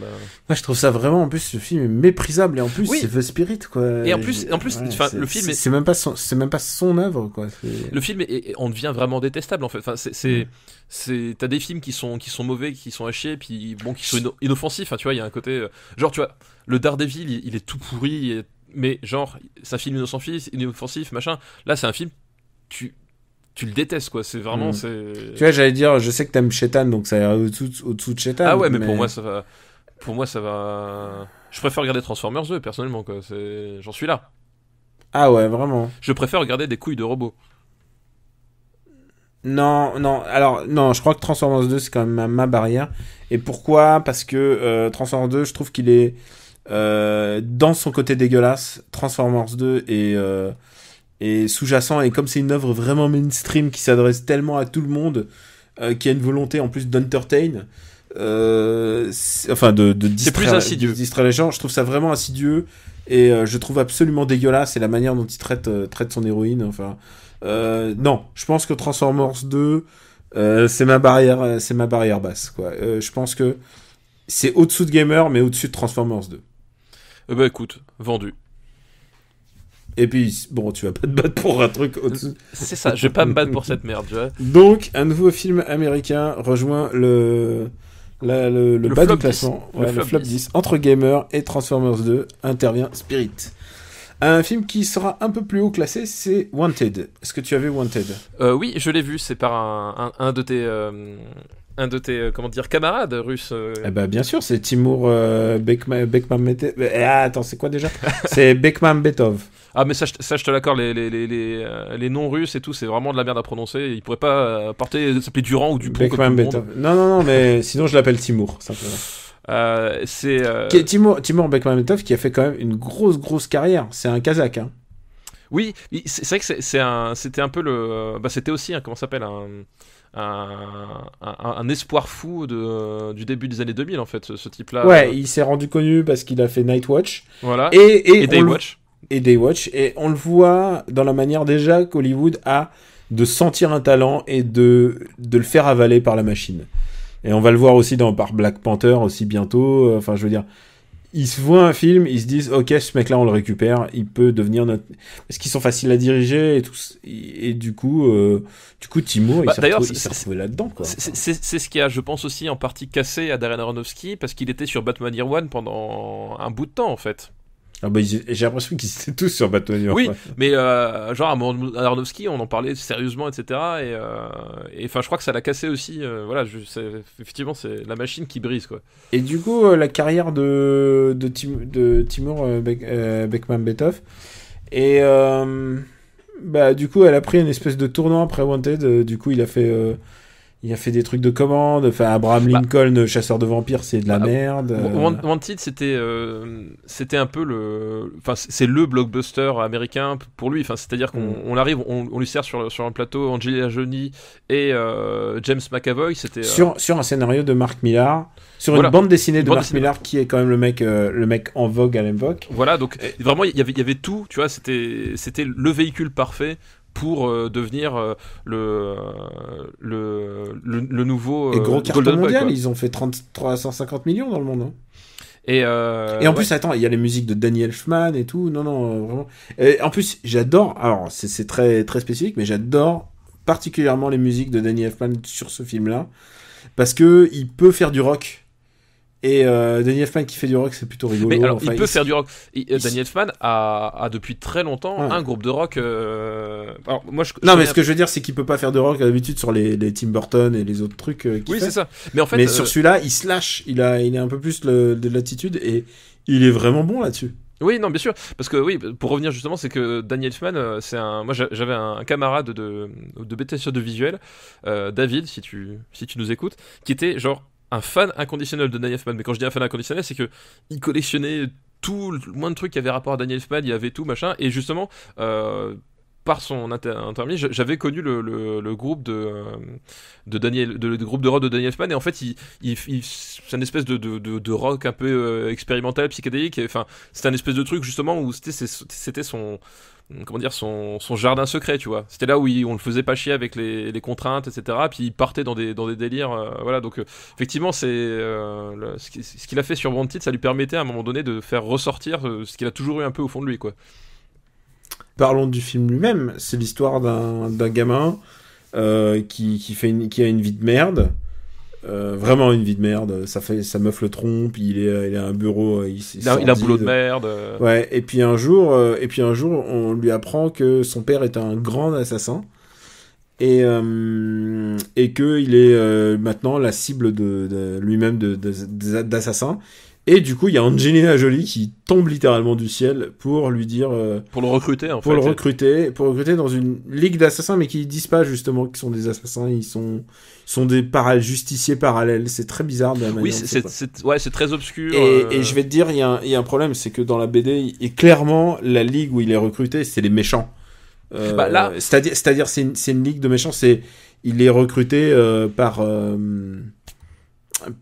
une ligue d'assassins, quoi. Et tu le vois, il y a aucune ambiguïté dans la BD. Voilà, justement, c'est plus ambigu, ouais. C'est genre mais ils font le bien, ils font des missions genre ils font des missions en fait, justes et tout. C'est le problème, c'est le problème du rating, à mon avis.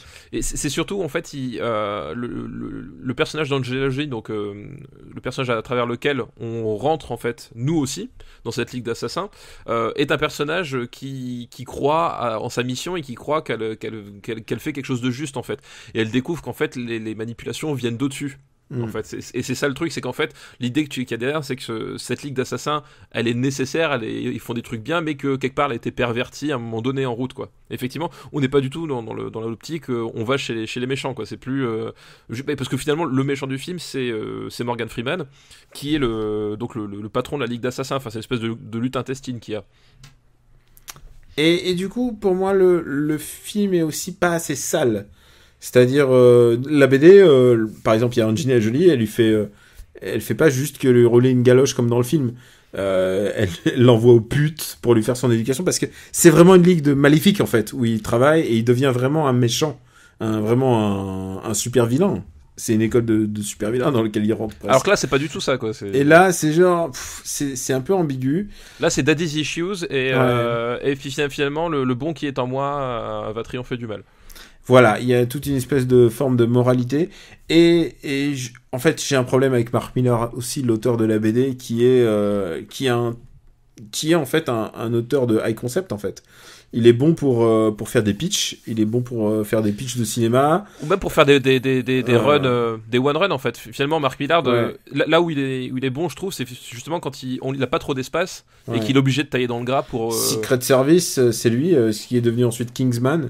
C'est lui, et sans doute les Avengers tels qu'ils existent n'existeraient pas sans ce mec, parce que il a apporté aussi une vision assez moderne sur les Avengers avec sa série qui s'appelle Ultimates. Donc c'est un mec qui a vraiment des idées il a vraiment des bons pitchs, et à chaque fois ça part en sucette. Il a une bande dessinée qui s'appelle Nemesis, qui est aussi un peu sur le concept de et si le méchant gagnait, et si tu vois, il a des bonnes idées sur le papier. C'est le mec qui avait fait Red Son, Red Son, oui, tout à fait. Donc Superman Red Son, ouais. Qui a un super pitch, et puis la BD elle va un peu nulle part.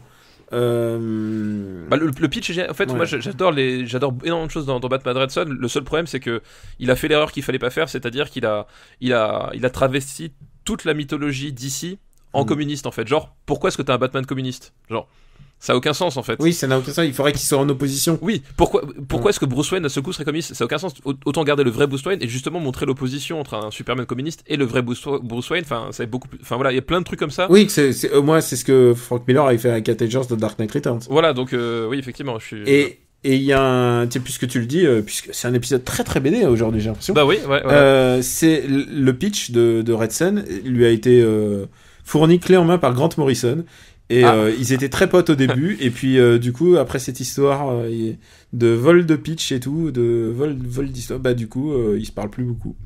Mais avant c'était Frank Millar, c'était le protégé de Grant Morrison, pour lequel je voue un culte par contre, en l'occurrence pour Grant Morrison. Donc on va parler maintenant de Wanted, donc et de son héros James McAvoy. Voilà, c'est son premier gros rôle, j'ai l'impression. En tout cas en tant que gentil, quoi. Oui, c'est ça. C'est le tout début. C'était avant ses rôles dans X-Men. C'est ce qui l'a amené dans X-Men. Ouais. Voilà. Donc c'est effectivement c'est le rôle qui l'a mis un peu sur le devant de la scène. Sur le devant de la scène, je sais plus trop ce qu'il avait fait avant, mais oui, on doit être dans son début de carrière. Et voilà. Moi, autant le dire tout de suite, Wanted, c'est un film que je trouve d'une laideur et d'une connerie sans borne, en fait. Vraiment, globalement, tout m'a un peu saoulé dans ce film. Et il vieillit très mal. Si, il y avait le dernier roi d'Écosse avant. Ah oui, quand même, ouais. Et ça plaçait quand même le bonhomme un peu autrement. Ouais. Mais Wanted, ouais, c'est ça. C'est un film qui, effectivement, tu as parfaitement cerné le problème. C'est un film qui vieillit très mal, c'est-à-dire qu'il porte tous les stigmates de ces espèces de films post-Matrix ringardos, où il fallait faire révolutionner le bullet time à sa façon. Enfin, je pense notamment au truc avec Mila Jovovich, là, où elle change sa couleur de cheveux, etc. Enfin, c'est ultraviolet. On est vraiment là, ultraviolet, exactement. On est vraiment dans cette mouvance-là, ultraviolette, même Resident Evil. Enfin, vraiment tout dans cette espèce de mouvance, genre direct tout DVD. Le petit cousin, un ordinateur, il va nous faire du bullet time. Mais vraiment, quoi, je trouve ça super laid, je trouve ça super con. Le personnage de McAvoy, il a aucun intérêt. Autant le personnage de Mila Jovovich, il y a un truc assez intéressant. Pas de Mila Jovovich, de Angelina Jolie. Du coup, j'ai dérivé. Autant le personnage d'Angelina Jolie, il y a un truc intéressant justement dans son espèce de jusqu'au boutisme, finalement dans ses convictions, dans son truc. Autant le personnage de James McAvoy, c'est un espèce de benet qui débarque et qui devient, enfin, aucun intérêt. Et Morgan Freeman est un peu bizarre dans son. Morgan Freeman, on dirait qu'il est en train de passer le casting pour No You See Me. Enfin, c'est exactement le même genre de rôle. Non, mais attends, Morgan Freeman, il est toujours content d'être là, il touche son chèque, et il repart. Je veux dire, il aurait pu jouer Lucie, que ça aurait été pareil. Et d'ailleurs, il a joué Lucie. Non, mais c'est ça, on est vraiment sur les mêmes trucs où tu sens que Morgan Freeman, il n'en a rien à battre de ce qui se passe et il cabotine comme un goré. Enfin, voilà, ce film, il m'énerve. Même la scène où il défonce Chris Pratt avec un clavier d'ordinateur, ça me fait pas rire. Enfin, voilà, c'est vrai que c'est Chris Pratt au début. Ouais. Petit rôle. Et il est à poil en plus. Il est à poil, ouais. Et enfin, vraiment, et puis pareil, c'est un film qui force chacun de ses effets, est forcé. Ça ne laisse jamais respirer, ça ne laisse jamais réfléchir, ça ne laisse jamais ressentir quoi que ce soit. C'est fatigant. C'est vraiment un film éreintant pour rien, quoi. Enfin voilà. Où est-ce qu'on va le mettre ? Allez, prenons une décision. Moi, je trouve que c'est mieux que Hancock quand même. Putain, où est-ce qu'on l'a mis Hancock ? 160. Ouais, si tu veux. Mais moins bien que Taxi 2, évidemment. Écoute, bah parfait. Je préfère Taxi 2 à ça, oui. Wanted. Qui s'appelle, il y a un sous-titre français nul, c'est... c'est pas Mort au vif, non, c'est un truc comme ça. Un truc nul, c'est... Choisis ton destin. Choisis ton... Non mais voilà, même la tagline, on dirait Choisis ton destin, c'est pour jouer. C'est vraiment la tagline d'un Arland, quoi. Enfin... Ouais, d'ailleurs, c'est un peu un jeu MB. C'est ça. C'est l'histoire d'un héros. Voilà, on est dans ce niveau-là, quoi. Bon, on ne pouvait pas finir cette liste de super-héros, parce qu'on manquait vraiment de super-héros dans cette liste, de vrais super-héros, avec Ghost Rider. Alors, Ghost Rider, un truc que je ne peux pas me lasser dans Ghost Rider, c'est la première transformation de Nicolas Cage en Ghost Rider à l'écran, où t'as un travelling circulaire sur Nicolas Cage, et on lui dit, ta peau brûle, Nicolas, et joue. Et genre, ça dure 40 secondes, et tu vois Nicolas Cage qui fait... Et genre... Et le mec, à un moment donné, il a dit à Nicolas Cage, fais ce que tu veux, ta peau brûle, démerde-toi. Et genre, la scène, elle est à se hurler de rire, quoi. Vraiment, c'est... Et je retiens ça principalement du film. Tu vois, retenir les bons moments, c'est important. Ouais, je sais pas s'il y a d'autres bons moments dans ce film. J'ai pas vu la version Director's Cut. Alors moi je sais pas laquelle j'ai vu, moi je l'ai vu en vidéo, donc après je sais pas du tout si j'ai vu la version Director's Cut ou pas, ça par contre je me souviens pas. Tu vois, j'ai pas plongé à ce point dedans, mais c'est Mark Steven Johnson, donc c'est le même mec que Daredevil. Et c'est le même gars, putain. Ouais. Et on est exactement sur le même type de film, à la fois un espèce de produit de supermarché tout dégueu, parce que visuellement c'est vraiment atroce, et à la fois un film chiant comme la mort. Putain, c'est bavard, ça n'en finit pas, il y a aucune scène forte. Enfin, en plus, même à l'époque, les effets spéciaux étaient vraiment tout dégueux. Enfin, la scène où t'as le Ghost Rider sur l'immeuble avec sa moto. Quand il roule sur l'immeuble. Ouais. Déjà à l'époque, c'était dégueulasse. Ça a très mal vieilli. C'est atroce, quoi. Donc voilà, après, c'est un film, vraiment, en plus, je le trouve même pas fun à regarder parce qu'il est vraiment chiant, quoi. C'est qu'à un moment donné, il y a des moments où il se passe rien, quoi. Il se passe rien. Il faut voir un truc, c'est que c'était le dernier espoir pour Nicolas Cage de jouer un super-héros. Il est passionné de BD. D'ailleurs, d'où son pseudo. Et puis il a failli jouer Superman. Et il voulait absolument faire Ghost Rider, c'est-à-dire que le personnage lui tenait à cœur, quoi.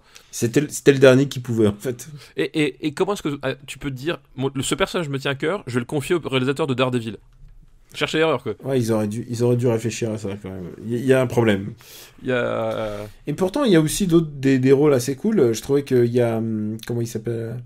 Il y a Sam Elliott qui joue... Mais c'est pareil. Alors Sam Elliott, il joue l'ancien Rider, donc sur mais là, en fait, il sert 2 minutes dans le film. C'est-à-dire littéralement, il arrive. Et Mephisto, qui est joué par Peter Fonda.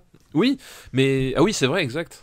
Oui, d'où le clin d'œil, hein, parce que Peter Fonda, c'est évidemment l'acteur principal de, j'allais dire Born to Be Wild, non, Easy Rider. Easy Rider. D'où l'utilisation de Peter Fonda en méchant dans Ghost Rider. Il y a quand même une certaine logique derrière tout ça. Mais ouais, le personnage de Sam Elliott, il arrive, ils font un bout de chemin ensemble et après ils se barrent. Et il a servi à rien, voilà. Et tout le film est comme ça, ils savent pas ce qu'ils font. Et c'est pas très intéressant. Non, c'est super chiant. Mais il faut quand même saluer, c'est quand même la période où les films de Nicolas Cage sortaient au cinéma. Ouais, alors est-ce qu'il est sorti longtemps avant le The Last Witch Hunter là, je crois, ouais, parce que... Non, pas le Last Witch Hunter, comment il s'appelle? Tu sais, celui où il est un chevalier... Mais si, The Last Witch Hunter... Non, c'est pas The Last Witch Hunter. The Last Witch Hunter, c'est le film avec The Rock. Merde, j'ai un trou de mémoire sur son... Attends. Faut dire un truc, c'est qu'il est très très tard et je suis en plein décalage horaire. Non mais je vois en plus, je vois lequel film. Le château de Baphomet là ou je sais pas quoi là. Alors attends, moi je confonds les titres aussi. C'est pas. Non. Parce que attends, le Nicolas Cage tardif, c'est quand même spécial. Hein. Ouais, c'est Season of the Witch. Season of the Witch. Ouais, c'est celui où il a les cheveux longs. The Last Witch Hunter, c'est même Vin Diesel en fait. Ouais. Voilà. Ouais, c'est ce que je te disais. Ça. Ah, c'est Vin Diesel. Putain, oui. Putain, je suis à côté de la plaque. Si on se met à confondre tous nos nanars, on va jamais y arriver, Daniel. Est-ce que t'as vu Bangkok Dangerous? Alors j'ai vu l'original en fait, mais j'ai pas vu la version avec Nicolas Cage. Ah, putain, la version avec Nicolas Cage, c'est fabuleux. Mais je pense que je vais me le procurer. Là, après, je te recommande pas. Enfin, tu vois, Ah, mais non, mais je suis un fan de la carrière tardive de Nicolas Cage. J'ai quelques trous, il faut que je les comble. Et en plus, il y a un truc qui est génial, c'est ce qu'il faut le dire, c'est que Nicolas Cage, c'est 4 films par an minimum en ce moment. Mais oui, c'est ça. Minimum, il a perdu au jeu et du coup, il 4 films par an minimum et à chaque fois. Enfin, je dis perdu au jeu, je sais pas ce que c'est. Et à chaque fois, c'est un comment ça s'appelle un stagiaire qui fait les affiches de ses films. Je sais pas si t'as vu les jaquettes des derniers films de Nicolas Cage, mais c'est des Photoshop disaster dans leur grande largeur. Quoi. Putain, mais j'ai même pas eu le temps de le voir. Tu sais, son dernier là de Von Peebles. Celui USS Indianapolis. Tu l'as vu? Mais bien sûr que je l'ai vu. Et alors? Comment il tombe dans l'eau? Comment il tombe dans l'eau Non mais bien ou pas bien? Non, c'est vraiment c'est mauvais. C'est vraiment très mauvais. Il a un peu plus de moyens que d'autres de la même truc, c'est-à-dire que au niveau du casting, tu vois, t'as Tom Sizemore, t'as d'autres trucs comme ça, mais c'est tellement mal mis en scène, c'est horrible. Et puis Nicolas Cage, il est, enfin voilà. Quoi, quel est le film où ça a basculé vraiment dans sa carrière? Je suis en train de réfléchir. Moi, je pense que l'apprenti sorcier. Tu as vu l'apprenti sorcier ou pas? L'apprenti sorcier, non, je crois pas que ça. Alors, l'apprenti sorcier, c'est celui où il joue avec Jay Baruchel. Enfin, je n'arrive jamais à prononcer son nom. Jay Baruchel. Ah, et c'est celui où on découvre en fait que Merlin, c'est pas un nom, c'est un titre. Oui, il y a il y a des Merliners. Ouais, exact. Et des Merliners et du coup Nicolas Cage est un Merliner et il apprend à Jay Baruchel à utiliser sa magie et c'est le film où il a les meilleurs chapeaux de toute sa carrière. Mais je pense que tu me demandes le mot s'abusquer, mais je me demande si c'est pas The Wicker Man, Ghost Riders dans Wicker Man, ouais, je pense que c'est Wicker Man. Wicker Man, en plus, c'est pile au milieu des années 2000, quoi. Ouais, c'est ça, donc je pense que c'est vraiment Wicker Man. Il sortait de Lord of War, putain. Mais oui, non mais c'est ça non mais il sortait de Lord of War, il avait adaptation. Il avait fait adaptation, il avait fait Les Associés qui est un de mes Ridley Scott tardifs préférés, vraiment. Enfin, genre il y avait un truc, quoi. Mais je pense que The Wicker Man, c'est le moment où il a tout pété. Il avait tourné avec Scorsese, enfin tu vois, De Palma 10 ans avant, enfin genre 10 ans après Snake Eyes, il arrive, il fait Ghost Rider, quoi. Qu'est-ce qui a plus mal tourné?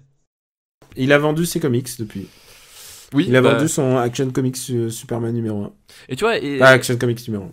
Et tu vois, c'est pas comme les ailes de l'enfer où ça reste fun et machin. Là, c'est Ghost Rider, c'est juste chiant. T'as vu son Joel Schumacher? Lui encore, un autre mec qui est tricard à Hollywood. T'as vu? Et il s'appelle Effraction. Effraction, oui, je l'ai vu, ouais. Oh là là. Ouais. Qu'est-ce qui s'est passé? Je sais pas. Bref, du coup, ouais. Il faut noter Ghost Rider. Ouais, Ghost Rider, c'est. Est-ce que c'est mieux que Daredevil? putain, je pense que je préfère Ghost Rider à Daredevil. Bah, non, regarde, il y a Wicker Man en 165e. Est-ce que c'est mieux ou moins bien? C'est mieux que Wicker Man, et même je le mettrais au-dessus de Shaitan. Mais c'est moins bien que les chansons d'amour. Juste pour faire chier Christophe Honoré, je le mettrais au-dessus des chansons d'amour. D'accord. Il y a Babylon ID au-dessus. Non, quand même Babylon ID, non, je trouve beaucoup plus de qualité à Babylon ID que Ghost Rider. Ghost Rider. Eh ben, on est bon. Oh là là. Eh ben, on va remercier la liste de Cédric. Merci Tapas. Cédric. Et je crois qu'on est bon pour aujourd'hui. Bah non, t'es fou, toi. Les gens demandent, allez. Non, les gens demandent, mais c'est pas les gens qui demandent. Alors, tu sais qu'on va faire une mini-liste dont je sais qu'on va pas parler beaucoup. Parfait. Alors, c'est une liste qui nous est envoyée par Maxime Faure. Merci Maxime pour ta liste. Et c'est une liste qui s'appelle Admission, Compression, Explosion, Échappement. Oh, ça sent la bagnole. Et il y a un film que j'ai pas vu dans le lot. Et alors, tu vas me dire, est-ce que ça vaut le coup que je regarde Driven de Renny Harling? Alors, est-ce que ça vaut le coup de regarder Driven? Driven a sa chronique sur Nanarland. Ah, ok, d'accord, banco. Je regarde pour la prochaine fois. Voilà. Deuxième film de la liste, c'est un film dont on a parlé. C'est un film, un classique. C'est Speed Racer. Ouais, ok. Et on est d'accord, c'est un grand classique du cinéma. Non, je suis désolé, je maintiens. Ah, mais je te laisse parler, Daniel. Et le troisième film, et j'ai vérifié pour ceux qui voudraient se lancer dans l'aventure, est disponible sur Netflix. Et ça, c'était ma grande surprise, que ce film, genre de tous les films, parce que d'habitude, c'est jamais disponible, mais là, je regarde et je fais « Oh, bordel de merde !» Michel Vaillant. Ah, alors, oui. Alors, dis-moi que tu l'as vu. Je l'ai vu, Michel Vaillant. Ah. Bon alors, j'aime autant vous dire que Michel Vaillant, comment vous le mettez, comment vous le dites bien, c'est le Blueberry de la course automobile. C'est ça. C'est la meilleure définition que tu pouvais donner. Il se passe absolument rien. Rien. Ouais. C'est le seul truc qui se passe dans Michel Vaillant, c'est sa bande originale qui est signée par Archive. Et chaque occasion de parler d'Archive pour moi est une bonne occasion. Sachez que Archive, c'est quand même le groupe que j'ai le plus de vues en live de toute ma vie. Ouais, et même pas exprès en fait. C'est que genre à chaque fois, je vais à un concert, oh ils sont en première partie. Je vais à un festival, oh ils sont là. Et je crois que j'ai dû les voir 6 fois en live en tout. Mais c'est un groupe que j'adore, donc je vous recommande d'écouter intensivement Archive. Voilà, pour moi c'était genre Archive, qu'est-ce que t'es venu foutre là quoi. Et donc c'est une production EuropaCorp d'après un scénario de Luc Besson. Voilà. Voilà. Je pense qu'on a bien posé les bases du débat là. Parle à mon Luc. Luc. Le scénario n'est même pas le problème. Le problème c'est comment on le raconte. Et en fait, ça se passe en grande partie pendant les 24 heures du Mans. Et du coup, en fait, c'est très très chiant en fait. Ouais, c'est super chiant. Mais c'est là où c'est assez réaliste en fait. C'est bizarre. Ouais. C'est là où c'est assez réaliste parce que regardez 24 heures du Mans, c'est chiant à la base. Hein, c'est-à-dire que les 24 heures du Mans, je vous explique, c'est les mecs qui tournent pendant 24 heures sur un même circuit. Au bout de 5 tours, il y en a un qui est devant et qui reste devant tout le reste de la course et on attend que ça se passe. Donc, globalement, c'est assez réaliste que Michel Vaillant soit super chiant, tu vois. Et il y a un autre truc qui j'ai jamais été un gros lecteur de Michel Vaillant. Et il y a un truc qui m'ennuie, c'est le côté irréaliste de cette écurie, cette écurie historique, avec la famille Vaillant. Enfin, genre, déjà j'ai un souci en fait avec les BD franco-belges dont les noms sont pas réalistes. Genre, comment dirais-je, Jean-Luc Courage, tu vois, ou genre, tu vois ce que j'aime, Stéphane Leclerc, tu vois. Ouais, Speed Racer par exemple aussi. Ouais, mais Speed. Non, mais c'est tout de suite une autre classe. Cassé. Hop. C'est tout de suite une autre classe. Là, donc, on est dans un film et il faut bien remettre EuropaCorp dans l'esprit de l'époque. On est en 2003. On est dans une société qui sort de Taxi et du succès de Taxi et qui essaye de refaire la même chose avec les bagnoles, mais de refaire ça d'une manière différente. C'est-à-dire, ils cherchent une autre alternative. Et ça, c'est l'alternative, on va dire, intello de EuropaCorp quand ils font des voitures. Oui, non, mais c'est ça, Du coup, ça devient un peu chiant, en fait. En fait, c'est ça, c'est que ils se disent bon, effectivement, Taxi ça a cartonné parce qu'il y a des bagnoles, mais ça peut être un peu clivant avec l'ambiance marseillaise et rap, etc. Donc on va faire un truc plus pour le français de l'intérieur, en fait. Enfin, c'est littéralement le pitch, quoi. On va partir sur effectivement une BD qui est installée depuis genre ça fait quoi? Ça fait 50 ans, 60 ans maintenant, Michel Vaillant, un truc comme ça. Ouais. Une institution, voilà, on va partir sur des choses, voilà, les 24 heures du Mans, sur des choses bien plus consensuelles, et faire un film du coup qui s'adapte à ce public-là, et c'est filmé comme un épisode de Derrick, et c'est vraiment En plus, il y a Diane Kruger, donc pour faire la transition avec l'Allemagne, voilà. Voilà. Putain, Diane Kruger, drôle de carrière. Diane Kruger. Ah non, mais il y a que des gens dont la carrière a soit émergé à ce moment-là, soit elle est partie en vrillasse, quoi. Mais donc ouais, enfin voilà, enfin, vraiment. Je crois qu'il y a Philippe Lelouch qui joue son assistant. Les films avec Philippe Lelouch sont toujours des films qui valent le coup. Tu préfères Philippe ou Gilles? Bah écoute, je ne sais pas. Non, je préfère Gilles quand même. Hein. Non, faut pas déconner. Faut pas déconner. Moi, ce que j'aime bien chez Gilles Lelouch, c'est que c'est quand même un acteur très subtil. Hein, faut bien bah oui. reconnaître. Il a peut-être les points noirs les plus subtils de tout le circuit. Ah mais non mais putain, c'est. Quand tu dis ça, je pense aux petits mouchoirs. Il faut pas me lancer sur les petits mouchoirs. Attendons, c'est la décennie d'après les petits mouchoirs. J'espère. Putain, mais sinon il y a des gens qui là, il y a des gens qui nous envoient les petits mouchoirs. Putain, j'espère que c'est la décennie d'après. Oh putain, tu l'as échappé de belle, quoi. Mais là, je pense que le jour où on lancera la prochaine décennie, rassurez-vous, c'est pas maintenant, on attend qu'elle soit terminée. Mais je pense que déjà les gens ont préparé les petits mouchoirs. Les petits mouchoirs, exactement. Les petits mouchoirs, on va le défoncer. Ah, je crois que les gens vont pleurer. Et puis, il y a un truc qu'il faut dire, c'est que Michel Vaillant est joué par le charismatique Sagamore Stevenin. Exactement. Et alors, Sagamore Stevenin, et je me disais, mais sa tête me dit quelque chose. C'est parce que je l'avais vu dans un autre rôle. Et alors... Bah t'en as de la chance. Parce qu'on n'est pas nombreux à l'avoir vu dans un autre rôle. Parce qu'on n'est pas nombreux dans notre rôle. Et mec, je l'ai vu dans Romance X de Catherine Breillat. De Catherine Breillat, exact. Et donc j'ai vu son pénis, il se fait sucer au début du film. Exact, oui. Il est en train de se... En fait, le truc, c'est qu'il incarne donc le mec de l'héroïne, qui est joué par Caroline Dusset.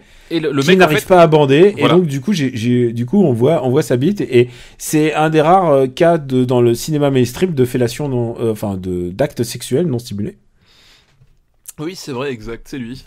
Parce que Romance X avait beaucoup fait parler de lui parce qu'à l'époque il y avait Rocco Siffredi et tout, et qu'il y avait du cul non simulé. Et les gens, il y a des gens qui ont dû aller voir le film en se disant ouais, on va passer une bonne soirée, genre, mais non, c'est pas du tout un boulard, c'est un film très, très profondément triste, mais voilà. C'est vrai personne nous a demandé Romance X, on en parlera peut-être. Papa, tu l'as vu Romance X? Oui, je l'ai vu, mais il me semble que, mon souvenir, c'est les années 90, non, Romance X? Oui, c'est la fin des années 90. D'accord, oui, c'est ça, ouais, donc, oui, mais si, je l'ai vu. Quand on y reviendra, je suis sûr qu'un petit malicieux va glisser, va vouloir parler de ce grand moment de cinéma. Et on a quand même beaucoup dérivé. Oui, on a parlé. Michel Vaillant, on est passé à la fellation. Voilà, on voulait parler de tout sauf Michel Vaillant, globalement, c'est un peu l'idée. Parlons du père de Sagamore Stevenin, donc Jean-François Stevenin. C'est Jean-François Stevenin. Mais non, faut parler de son père dans le film. Son père dans le film, il est joué par Cassel. Oui, alors pas Vincent Cassel, attention. Hein, les plus jeunes d'entre nous. Jean-Pierre Cassel, effectivement. Jean-Pierre Cassel qui aurait fait un excellent Michel Sardou quand il était jeune. Qu'est-ce que c'est que comment Mais j'ai toujours trouvé que Jean-Pierre Cassel jeune avait le physique pour faire Michel Sardou. Voilà. Écoute, Voilà, c'est une connexion que j'ai dans mon cerveau qui s'est toujours faite. Je dois être le seul. Tout d'un coup, là, tu me parles de la famille Cassel et du coup, je vois Vincent, je vois. Tu connais toute la famille. Putain, quelle famille d'artistes quand même. Hein. Ah bah il y a du beau monde, ouais. Bah il y a Rockin' Squat. Tu connais Rockin' Squat du groupe Assassin? Oui, tout à fait, oui. Et puis il y a la sœur qui était actrice et qui est devenue chanteuse, non? Cécile. Oui, Cécile Cassel, tout à fait, exact. Voilà. Ouais. Grande. Elle est Stevenin aussi, tu vois, c'est deux familles d'artistes quand même. Deux dynasties, finalement, quelque part, c'est raccord avec Michel Vaillant aussi, à côté.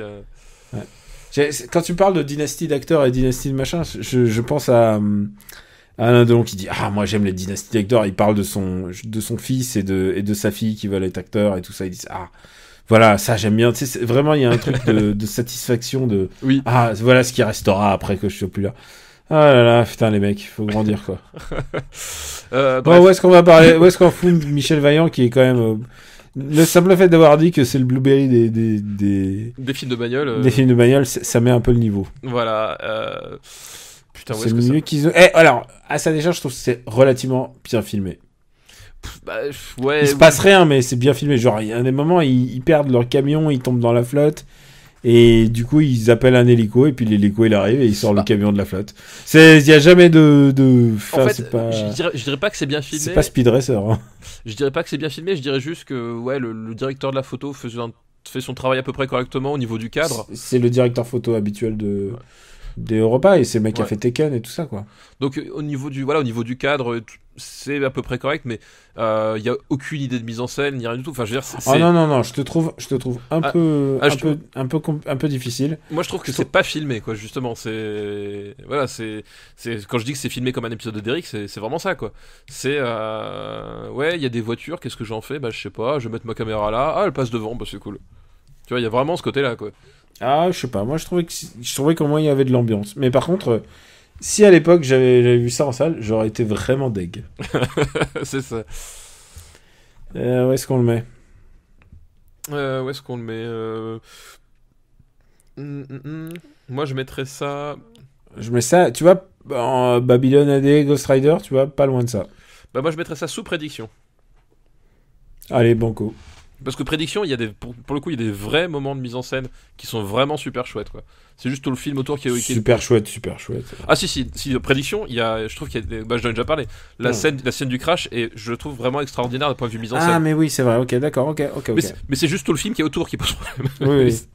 Et la fin oui, c'est ça. Et le début et l'intrigue. Et voilà, donc l'intrigue. Puis bon, c'est un film de propagande du secte, quoi. Aussi. Oui, donc ça m'étonne de ta part de trouver des choses bien à dire là-dessus. Mais des choses bien en termes de mise en scène pure. Parce que Alex Proyas, à mon sens, c'est un grand talent caché de ces années-là, justement. Ah, ça c'est sûr. Bah écoute, on a fini. On l'a classé. Écoute, on a fini. Oh, on a parlé bon cinéma aujourd'hui quand même. Hein. Oh là, putain, on était pas... Ah bah, attends. On n'a pas parlé de top 10 ? Non, bah, ok, top 10. Juste un top 10 de cœur, c'est tout, tu vois. Ouais, Sunshine, juste... Ah bah oui, mais c'est ça aussi, c'est qu'on se limite pas, on n'est pas mono-genre, et on prend le cinéma comme il vient, quoi. Comme on nous le propose. Voilà. Comme on nous le propose, et puis bon, après, il y a plein de listes, tu sais, je pense que l'épisode prochain, je ferai un petit effort sur les films d'horreur, qui sont un peu sous-représentés. Ah, ça tu me fais plaisir. Puis en plus, on a pas mal de devoirs, hein. Oublie pas pour la semaine prochaine. Oh là là, putain, pas mal de devoirs, là. Plein. Allez, balance ta reco. Eh ben écoute, comme la dernière fois j'avais fait une triple reco, je me suis dit cette fois-ci je vais me calmer, je vais faire une double reco. Non, parce que je parlais en fait de la rentrée musicale avec deux albums qui ont eu la particularité d'être sortis le même jour, c'est-à-dire le 15 septembre dernier. Et le premier album dont je vais parler, c'est Concrete and Gold des Foo Fighters. Le dernier album des Foo Fighters, voilà, donc Foo Fighters, je ne me cache plus, je suis un Dave Grohl sexuel devant l'éternel. Hein, je rappelle au passage qu'on a enregistré un épisode spécial consacré à Dave Grohl, donc le leader des Foo Fighters, avec l'ami Benjamin François dans After Eight. Et puis voilà, du coup, je trouve que c'est un album fort réussi. Les Foo Fighters, au début, moi, j'avais toujours eu ce problème un peu avec leurs albums, c'est-à-dire qu'ils avaient toujours une ou deux chansons vraiment géniales. Et ils avaient toujours du mal à habiller autour, tu vois ce que je veux dire, c'est genre t'as une ou deux chansons qui sont vraiment extraordinaires, puis après le reste c'était un peu flottant. Et là depuis quelques années, attends, c'est un peu inversé, c'est-à-dire que je trouve qu'ils arrivent plus à faire des gigantesques tubes instantanés, mais par contre ils arrivent à sortir des albums beaucoup plus consistants globalement quoi. Et là c'est un disque que je trouve les deux premiers tiers vraiment super cohérent, qui se répondent bien avec des super passages. Enfin, il y a vraiment des très très bonnes chansons. Ça retombe un tout petit peu sur la fin, je trouve.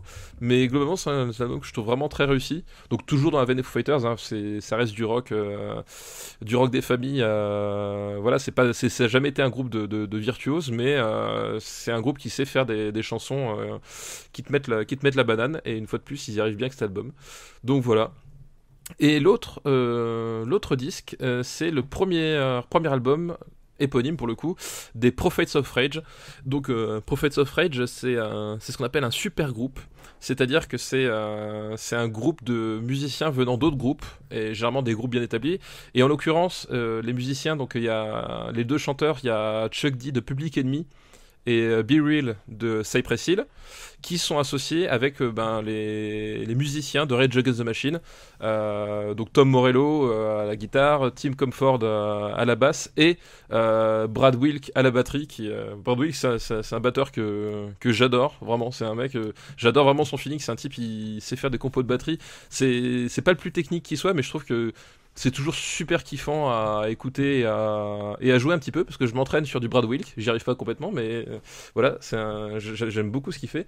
Et cet album-là, honnêtement, je l'avais pas vu venir, parce que voilà, cette espèce de super groupe, je savais pas trop ce que ça allait donner. Et je trouve l'album hyper réussi. Alors voilà, si t'aimes les Rage Against the Machine, je trouve qu'ils ont vraiment réussi, parce qu'entre temps ils étaient partis chez Audioslave pendant pratiquement plus de 10 ans même, je crois. Et Audioslave, donc avec Chris Cornell, dont on avait parlé il y a quelques émissions pour l'occasion malheureusement de sa mort. Et voilà, Audioslave, je trouvais que c'était un peu une espèce de bouillie FM. Il y avait des trucs bien, mais globalement j'étais pas hyper fan. Et là je trouve qu'ils ont vraiment musicalement, chaque chanson a vraiment un passage que je trouve vraiment mortel, que ce soit à la guitare, à la basse ou à la batterie. Enfin, il y a vraiment et à chaque fois un moment hyper accrocheur sur chaque morceau. Je trouve ça super bien. Et puis en plus, pour ne rien gâcher, c'est enfin l'arrivée le retour de bâton post-Trump, voilà, parce que c'est clairement un album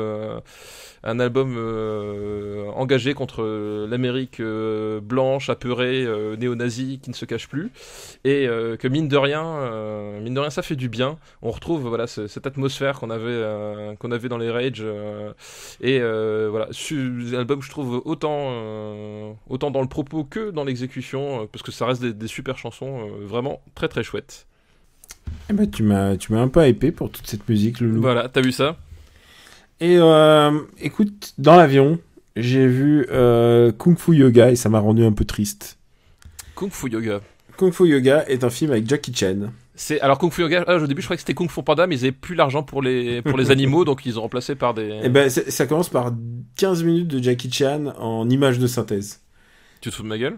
Je te jure, c'est horrible, c'est un film irregardable de laideur, et où il y a énormément d'animaux, dont un lion. Je te conseille de regarder le trailer. Mets-toi le trailer pendant que je parle. Oui, je vais faire ça, tiens. Où tu vas voir, il y a un lion en image de synthèse, il y a des hyènes en image de synthèse, et c'est vraiment très très très très très laid. Et ça m'a rendu un peu triste, et voilà, c'est un peu mon côté After Eight de parler du pauvre Jackie qu'on oblige à faire des choses comme ça. Et c'est son film le plus Bollywood, puisqu'il y a de la danse. À la fin, il y a un morceau de danse. Le méchant est très intéressant, puisque du coup, il y a un méchant bollywoodien. C'est une opposition intéressante par rapport au kung-fu. Mais voilà, c'est un peu triste de voir Jackie Chan faire des conneries. Et c'était le meilleur truc que tu avais nous recommander, c'est ça? Non, c'était juste pour mettre en garde, et que j'aurais pas eu l'occasion pour After Eight de le faire. Je vais recommander du matos qui coûte assez cher. J'ai eu l'occasion d'essayer le Mavic Pro.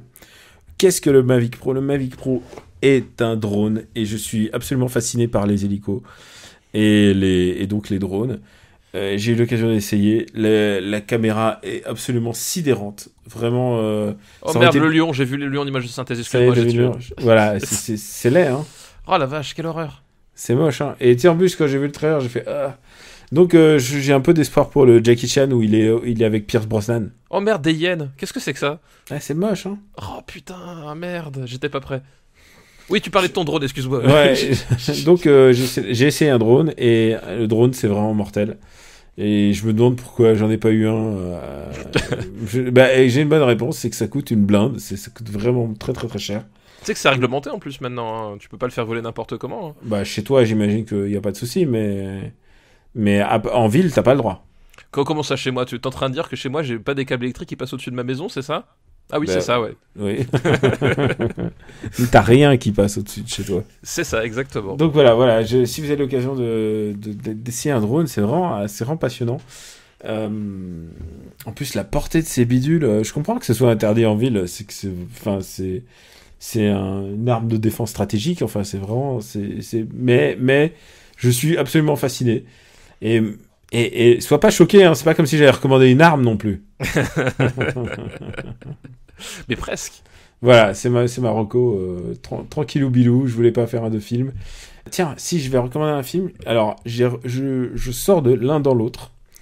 Et L'un dans l'autre, une comédie française. Sur Gender Swap, enfin non, Body Gender Swap. Swap, ouais, Body Swap. Ah oui, c'est ça s'annonçait très très très très mal. Parce que les bandes annonces, en plus, elles te montrent tout ce qu'il y a de plus sexiste et nul en général. Et en fait, j'ai assez ri parce qu'en fait, il y a un mec qui s'appelle De Groot, Stéphane De Groot. Ouais, oui, bien sûr, je connais. Un prénom nul, mais un nom pas mal. Et il est vraiment très drôle, ce mec. Il s'est bien joué, en fait. Il est bon acteur. C'est une découverte pour moi. Je l'avais vu, la dernière fois que je l'ai vu, c'était dans un film de Claude Lelouch. Donc on s'est rencontrés dans de mauvaises circonstances. Mais du coup, ouais, non, L'un dans l'autre m'a fait sourire, m'a fait passer un bon moment. Et je sais pas si demain j'aurai honte de cette reco, parce que je suis encore un peu à chaud. Voilà, est-ce qu'elle va pas être coupée au montage? On ne sait pas encore. On ne sait pas encore, on verra bien. Bon, je crois qu'on est bon maintenant. Dis-moi, Loulou, où peut-on te retrouver? Eh ben, écoute, évidemment sur Super Ciné Battle, dans Parle à mon Luc. Parle à mon Luc est donc notre nouveau podcast dédié à la filmographie pour l'instant de Luc Besson. On a fait le premier numéro, puis on espère faire le prochain bientôt. N'est-ce pas? Voilà, n'est-ce pas? T'as vu que j'ai commencé à prendre de la documentation? Oui, j'ai vu. Et tu sais quoi, quand tu vois le bouquin, quand tu vois coup sur coup le bouquin d'Angela et de Arthur et les Minimoys, ouais. Et je peux te dire que quand ma meuf l'a vu sur la table, elle a regardé ça comme si c'était une croix gammée, quoi. Elle était scandalisée. Ouais, mais il y a de quoi. Qu'est-ce que c'est que cette merde? J'ai peur. Mais moi, ce qui me fait peur, c'est que je vais devoir revoir ces films quelque part. Mais bref. C'est le jeu, on a accepté les règles, voilà, il faut s'y plier. Ouais, c'est du Alex, c'est de l'ex. Exactement. Et donc, peut-être After Eight dans un prochain épisode.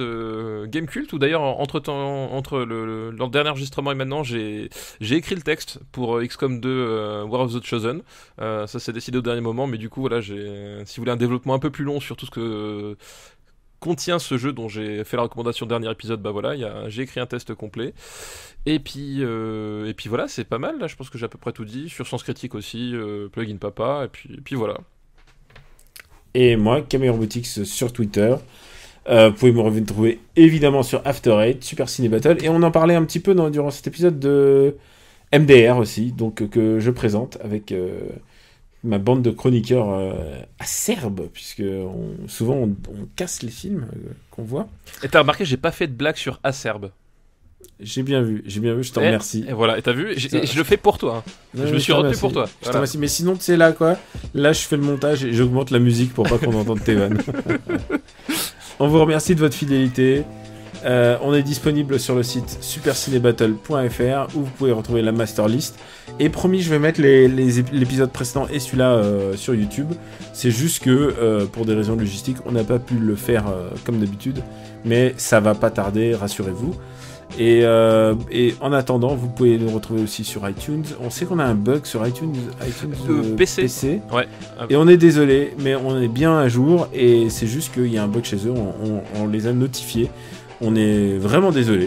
Ouais, elle les a notifiés, puis on est en train de chercher une solution, ouais. Mais pour la faire courte, globalement, il y a un souci avec la version PC d'iTunes, et qui est assez relou à contourner, sans tout péter, voilà, en gros. Donc du coup, par contre, les autres, ça va, et surtout, vous pouvez nous retrouver avec tous les autres applis de podcast, il n'y a aucun problème là-dessus.